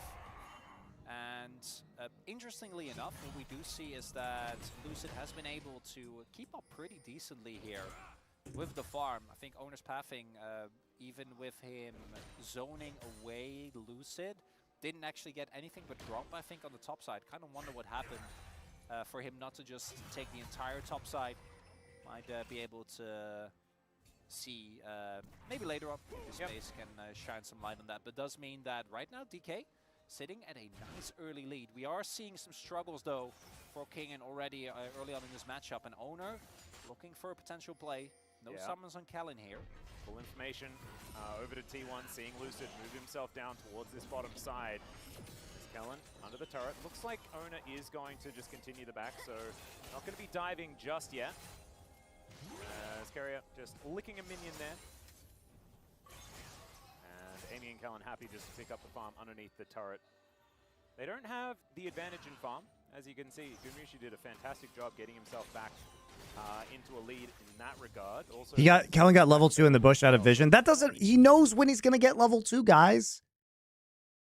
You know how many minions they've killed. Come on. Any bot laner can count minions in the wave. Get out. Get out. And Carrier looks like he is not even... Gumayushi didn't need to step up for that minion. Stupid. And he could have flashed, too. Like, what? These are professional bot laners. They know when the other team's getting 2. Really, really good. So those early levels you get through, and then Amy gets a free back, courtesy of Guma dying, and the call is going to naturally put him ahead. But not really anything game-breaking, and we are seeing Zay's showcase again his proficiency. It's okay, Ice Bear. It's okay. He's able to get off the Rel Classic, which is get all grubs at the same time, utilizing the Q. Looks like gonna completely get it as Lucid might take a peek here. Yeah. Very close to pick up one of them. Isn't quite able to do so. So Owner gets all 3 grubs. Very nicely played. Successful heist. Indeed. Although it was in neutral territory, so... we got a grand entrance here on the bottom side of the map. Let's focus on that for a second as Carrier has been ignited and still looks somewhat unperturbed. But he might need to be a little bit because that health bar is quite low. Aiming, throwing some feathers towards Gumushi. Doesn't have a lot of damage just yet. D+ definitely playing so much better in this lane in comparison to last game. Any sort of snare. So Aiming and Kellen not going to find a kill. Still going to be a window for DK. Is going to force Guma back, as well as Carrier. Might be an opportunity here for Aiming and Kellen isn't playing his disastrous Pike this game, so... Kellen has been a fine laner, guys. It's just his ability to shot call is non-existent. He's silent. And it's been kind of his play with his team that's been a little bit more suspect. Okay, Aiming's going to go try and get a plate and then come back for the recall. Yeah, very nice. That was very nice. Still gets to make his way home. I got a little bit worried that he wasn't going to. He would miss his ride. But they actually managed to avoid having their backs cancelled by Carrier earlier on by utilizing it, so I shouldn't have been silly. Third Q going to connect here from Zeus, and he's looking like he's just having the time of his life here in this lane right now. Going to find that Q as well, as Kingen able to dash away from the second one, but look at this. Well, I know if it's always been like that since Season 1, Level 2, from the exact same amount of minions killed. I don't recall, honestly. I do not recall if it has always been that way. It has been that way for a very long time, though, but back to Season 1, I don't know.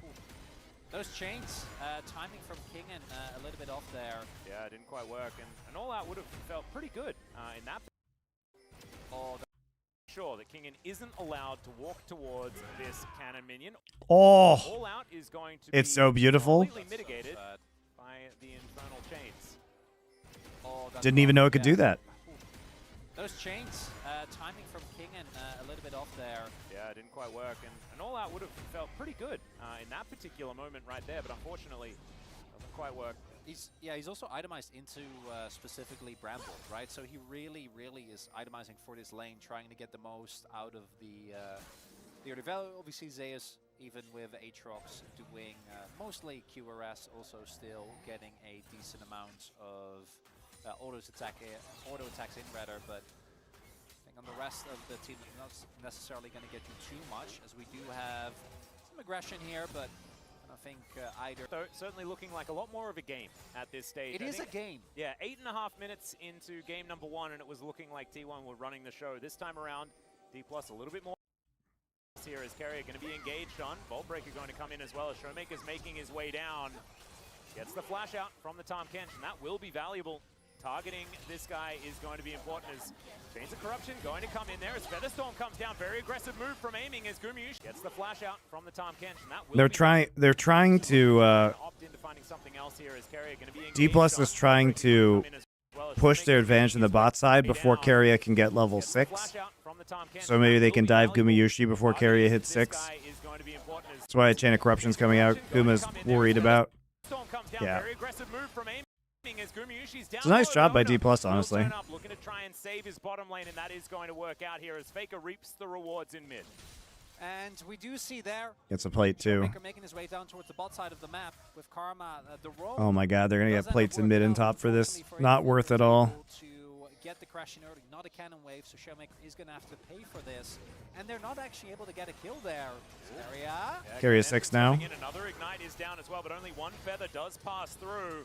Battle Dance going to have to be utilized here by Kellen. Uses the second charge as well as aiming, just taking shot after shot. The flash is. That's why they're playing aggressively, guys, because they have 6. Okay, nice ult from Owner. The Rakan, but Lucid looking for his Oh, he misses. It doesn't work there from Kellen. The Carrier not going to go aggressive. There's the Mantra and Cubic Gumayusi sidestep. There as the Magnet Storm does pull back the Rakan, but Lucid looking for his opportunity. The flash forward doesn't work there from Kellen. Lucid flash on this Q. The Mantra and Cubic Gumayusi sidesteps it. It's not going to be enough to keep him alive. And now Carrier, I think, knows his fate. It's a nice turn from D+. I like the I actually like the attempt here after they hit 6 in order to get these kills. I mean, Faker is just taking the mid lane turret to town, though. In the 1v1, but at least Showmaker got that kill, and initially DK. So, you know, when you take enough plates in exchange for these kills, it's not actually that big of a deal to give them up. Right? Now he's gotten 3 plates, Faker. Actually getting the kills towards. It's also, he's managed to get another, like, 2 minion wave gold lead, so he's up 20 minions right now. So he's up, like, 3 waves and several plates, 3 plates. Listen, after the last one, I'm just happy that we get to watch some actual League of Legends. And Lucid actually looking to try and potentially pressure, but it looks like it's not going to happen. And Ona going for 6 out of 6. And T1 is the scariest team in the world, I think, with 6 Void Grubs, guys. They are so good at maximizing. It was okay. Could have been better. It could. At maximizing the value of these, because their timings on their cross-map objectives, like, they just know exactly how far they can push it. It's very fun to watch. And Carrier just sent it, I guess. Yeah, this is one of those. I'm not sure if he was looking for the cancel. You know, what's interesting here is Faker starts to go bot, but then he gets called off. So initially, it looks like everything is working out. They still have the ultimate as well. But the big difference maker here, obviously, is the fact that Showmaker is on his way. So Kellen extends the play, doesn't end up going down, and then even with the sidestep, the flash Q from Lucid there ensures that, although I think that Owner actually was able to catch that one, still gets him in position to take down the Varus, and then they ensure that aiming actually picks up the kill here. They need aiming to get kills because he's their only source of damage. That's why we see Faker currently being up about 20 CS, but with the kill still going up to Showmaker, that about evens out if you don't calculate the plates, which is why the gold, even though it's 3 and 0, is still so even. It is. It's only about 200 in favor of D+. Yeah, there it is. The gold lead's still in favor of Faker. It's all in the bot lane. It's because they've been investing a lot into this bottom lane. You can see that has equated to aiming and Kellen being a decent chunk ahead. but it also means that the rest of the map belongs to T1. And especially this top side where Zeus is starting to run away with the matchup, moving towards a 30 CS lead, which is kind of absurd on this Aatrox. Once a few more of these big tanky items, especially with the fact that King is itemizing 4 lane, should mean that it's not going to be kill threat or anything like that. But still, if Zeus finds himself in a team fight and can run amok, it could be very dangerous times. We saw what Dudu did yesterday, and that was pretty ridiculous. As now Ono looking for an opportunity. They haven't started off this Drake, as now Kellen burning down. He's able to get himself out, and now Carrier looking for his opportunity. Tongue not going to find too much, though. And I was about to say, this is a big test for DK, because I feel like they haven't really been able to find any team fight. Not just in this game or last game, but in recent. The problem here is if these Drake stacks get out of hand for T1, D+'s like damage may never come online. All right, they need this Xayah to get to several items before they're going to have enough damage. It's risky, I think. Ocean. Oh, Ocean is so good. It's so good on Aatrox. Storm is the engage on top of him. The shockwave is fantastic, but not enough damage. And the rail's going to go down all out onto Carrier as Kingen looks to. So the thing is, when you make these cross-map plays, if you're D+, you know, you use TP, but you're giving up plates in the top side, and you actually just don't even take the Drake. You know, so you lose objectives is the price of this. Because the TP is so late. It's so late. And they commit, what, 2 TPs to this? Kingen's TP is so late. Because he has to recall so he's not interrupted by Aatrox. And getting 1 kill is just not a good trade for a Drake and a plate. And especially if you can take the first turret, that's actually such a huge trade in favor of T1. On the top side, your turret's going to fall. Like, Zeus is going to be up 40 CS as well as a full turret. Jesus Christ. He got all 5 plates. This is a 575 gold. He's up 40 CS because there was a huge wave coming into that tower, right? Yeah, that is a lot. It's Carrier. He's going to dive on over, gets himself a Feather Storm for his trouble. A bit more damage now coming out of aiming, but nothing really that Carrier is too worried about, especially as he's just going to go back as we'll see this one more time. I think Kellen actually gets saved by the Magnet Storm here, which is very funny because it pulls him away from Doom. Oh, true. And as a result, the Rakan doesn't end up going down. That's a good point by Chronicler. It could have actually just been an even kill trade, too. Fred range, so he is not really too worried. They don't want to risk too much, but that does mean that. And it was just the perfect timing, guys, because this was at like 13-15 into the game, right? So he clears the last plate with 23 seconds left on the plate timing. So it's just such a bad idea to make this trade from D+. And T1 is the best team in the world at cross-map punishing. You know, they are the best cross-mapping team. Used to be GENG, guys, but GENG doesn't have that shot calling anymore. He is not really too worried. They don't want to risk too much, but that does mean that Zeus, if they can take him down, that'd be really good. If he gets a kill, though, even a single one would already be very much not worth. You were talking about the fact that D+ were pretty keen to flip the game in the last one. It looks like they are going for a different playstyle this time around. So I'd take tier 1 and bot, but they trade that for Herald, which could actually mean mid lane turret. So again, it's a trade down from the gold that you get off of Herald, plus the gold off of a turret. Trading Herald for a turret, not worth if they can actually get a turret in return with Herald. Sort of like strategy. As now Aiming and Zeus going to be fighting one another. There is the flash forward quickness there as well as Zeus in a bunch of trouble. Still does a fair bit of work and still is able to heal a lot. So he knows Aiming doesn't have ult, which is why he's trying to make this play. He will survive, and that means T1 with man advantage in mid will be able to 6 Void Grubs too strong. They don't even, so they get 1 turret for 1 turret, and they get Herald for free. That's the result of that play, because Zeus keeps them tied up in the bot side, so they can't move out of the lane. You know, ideally here, guys, you know what's interesting is ideally here, they want to recall to try and save mid turret. But because Aatrox is here, interrupting the recall, Which we all know is better. he prevents them from recalling or from going into the mid lane, which allows his team to get mid turret for free. So he's just a bait.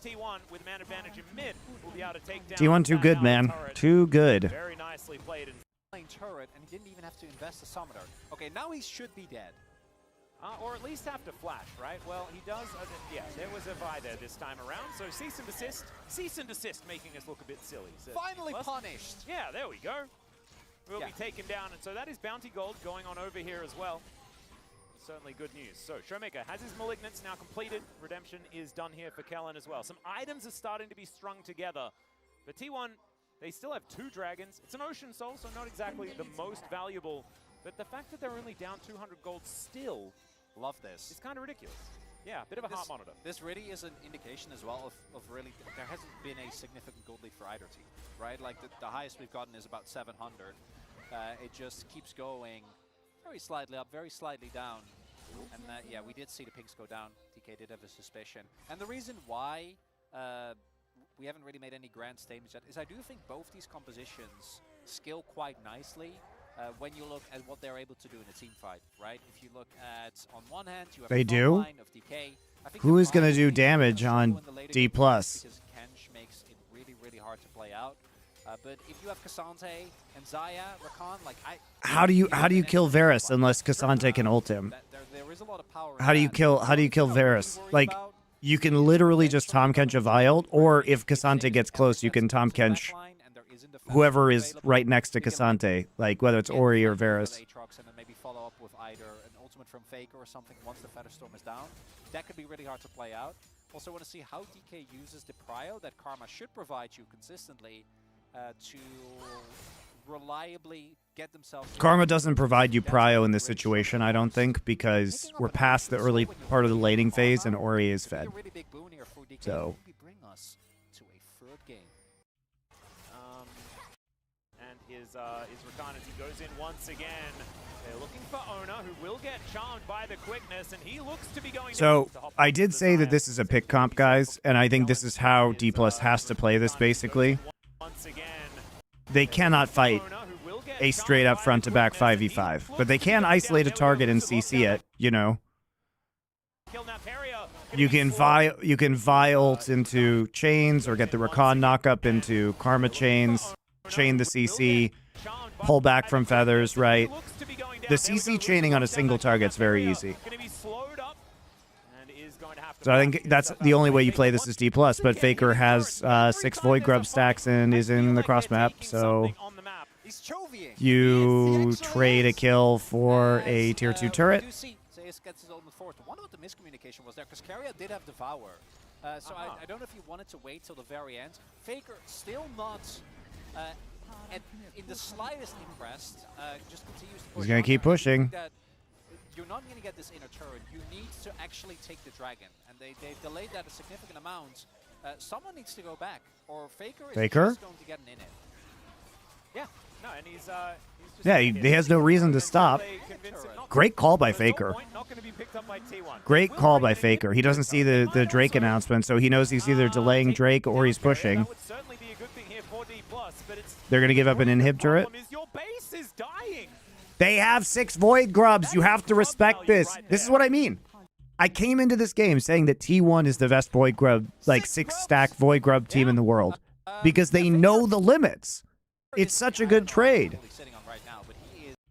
Look at the timing on that. It's perfect. So good. He's a minute ahead of the clock as well, as he is just going to distance himself away from Lucid. So it's going to, like, I mean, this money is still sitting in the pocket. It's just going to take him a little bit longer to spend it.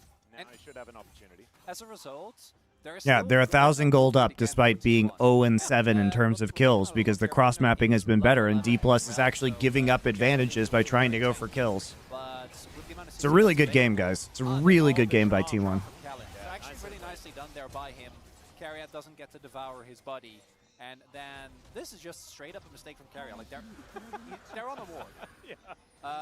I mean, he is trolling. He literally sees the ward in the brush. Does end up going down. And, you know, if you're really, really leaning, you might be like, no, that was the call. Carrier sacrifices himself, so we get the. I think he could have just stayed a little bit further back and achieved the same as Power Charge coming in here. Yep. Response from DK. Herald just going to wrap it around, and Ono, very nice driving there. Beautiful stuff. Keen will be able to deal with it, so the Herald is not going to take down the turret completely. Faker probably happy with that, wants to try and kill every single turret on the map by himself. Just split push Orianna the whole game. Does have, yeah, not even by taking turrets, just by doing a really good job. The good thing for D+ is that aiming is the richest person in the game, which he absolutely has to be for D+ to have a chance to win, and he's already at 2 full items, so not terrible. 3 members of T1, the most important ones to have money. That is the dangerous part. And you mentioned it already, the fact that D+ have been struggling with team fights. We just haven't really seen one. So gold, the on-hit Varus does do a lot of damage to Baron.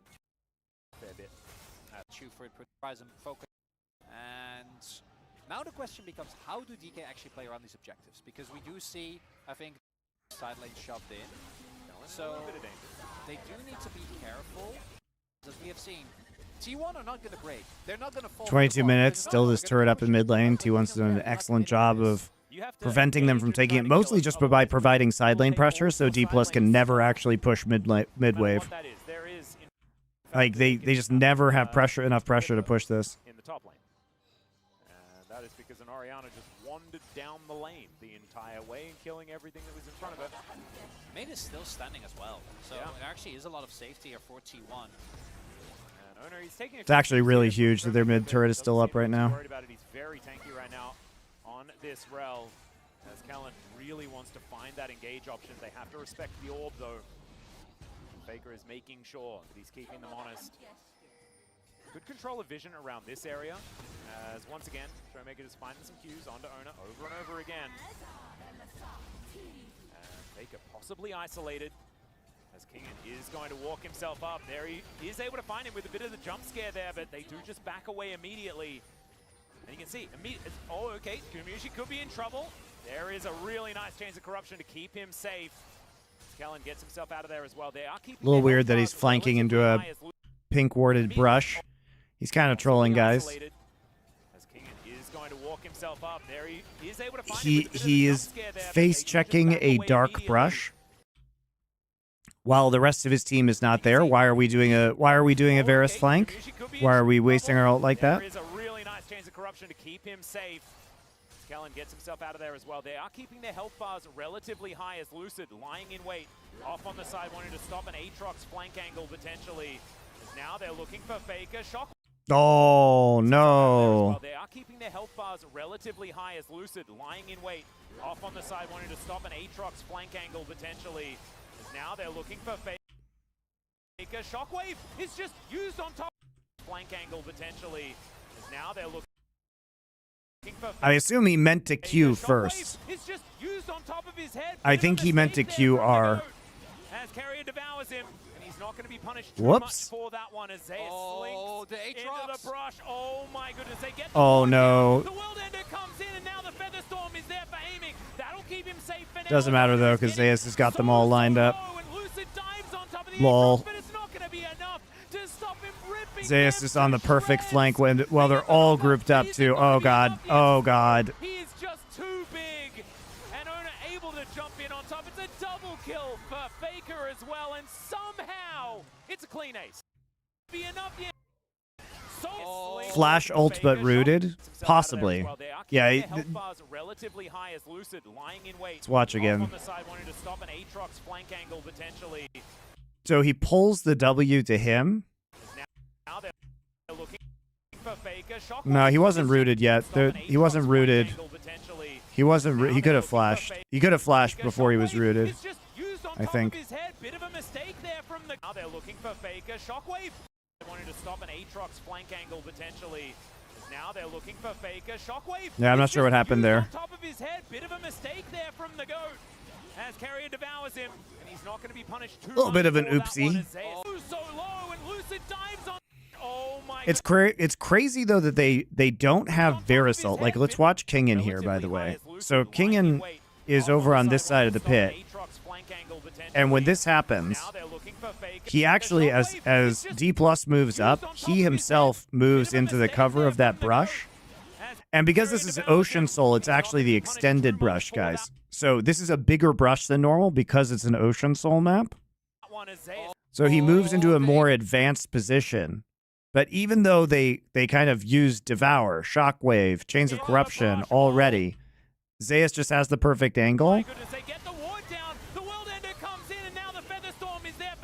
And like, once this lethality Aatrox is in your back line, it's just over, man.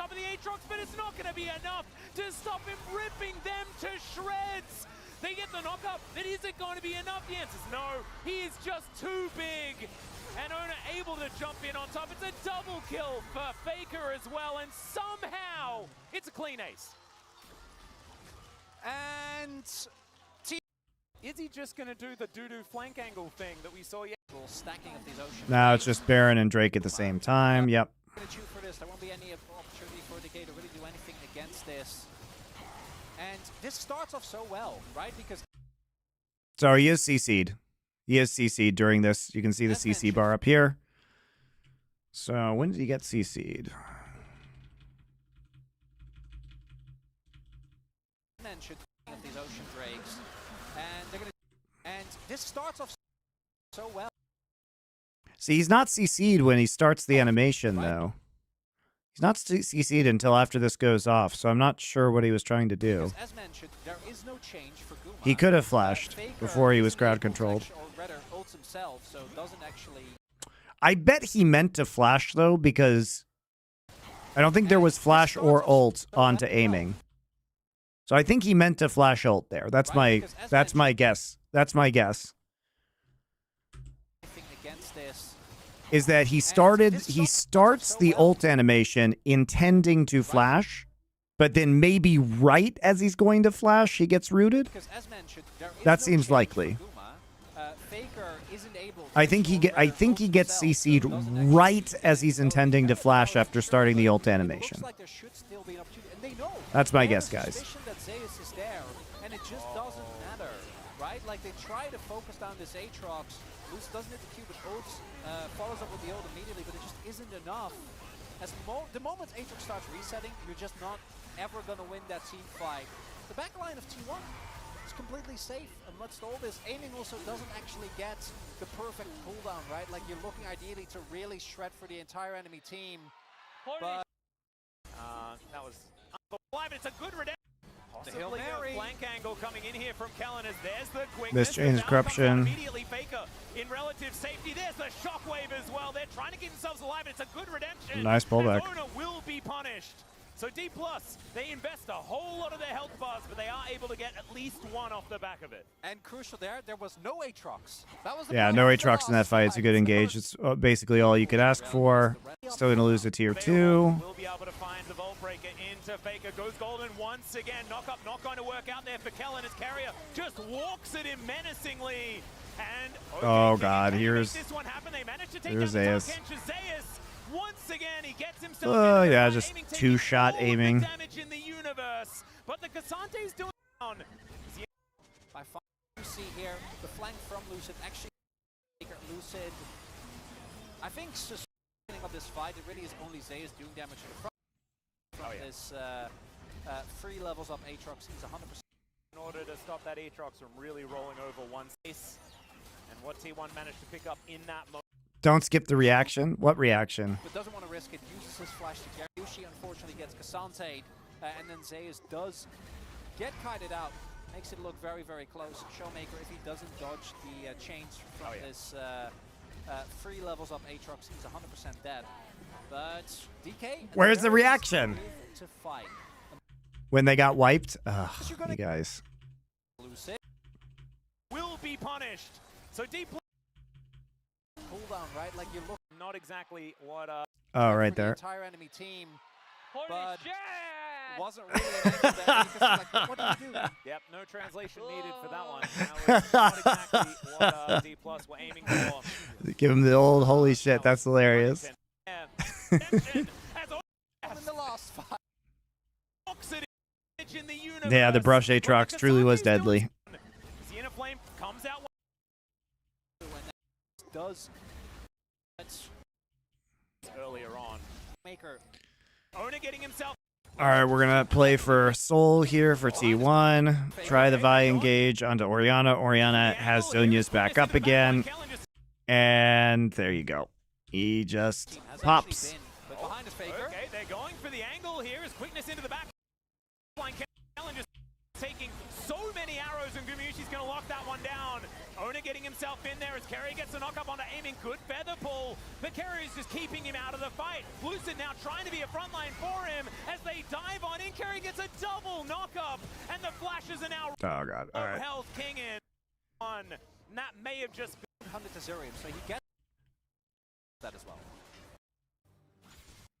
The miracle fight. It's crazy how Zeus makes Aatrox look like the most broken champ in the universe, but nobody else is this good on this champ. Back off cooldown now as well. I wonder when the Rabbidan's death cap's going to come off cooldown. I've always wondered what the active is for the death cap that just tends to come up sometimes on the spectator client. Maybe you Actually can just put on the hat. Maybe that's what the cooldown is. hold on the hat and grow the And now they have Ocean Soul, so Aatrox is literally never going to die, ever in a million years. D+ can actually get themselves over to this Baron. T1 are going to back away though. Just opting in. As mentioned, helped out. Which means that, especially when Most likely in the brush. Over the wall. Classic T1 sneak Baron incoming. Getting to his fourth item. Maybe if Showmaker can finish Yep. another, that would be something as yeah, there's Right over the wall. Classic. T1 are going to be able to lock that one down. I don't think realistically DK had very many opportunities. T1 red side Barons, guys. So OP. They are so good at doing this from red side.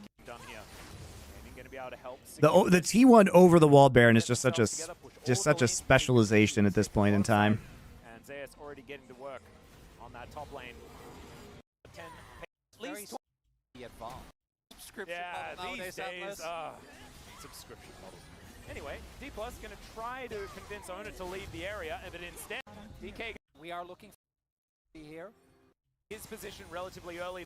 Not going to be an opportunity for D+ to flip anything, right? If the teleport was down, maybe you'd think you'd have a bit of extra time.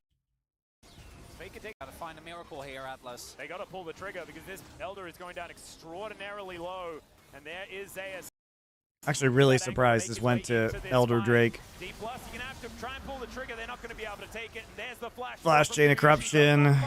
The chains of corruption. Flash Tongue. The tongue lash onto Showmaker. They're trying their very best. Flash Engage. Ona a little bit early on the Magnet Storm, as now the cease and desist is gonna come through on Gumyushi, but Lucid is just going to burn. All right.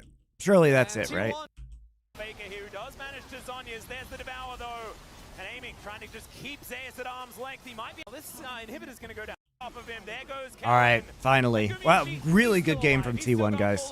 This is a nice palate cleanser to end the night. Compared to that last game. Good stuff, guys. Good stuff.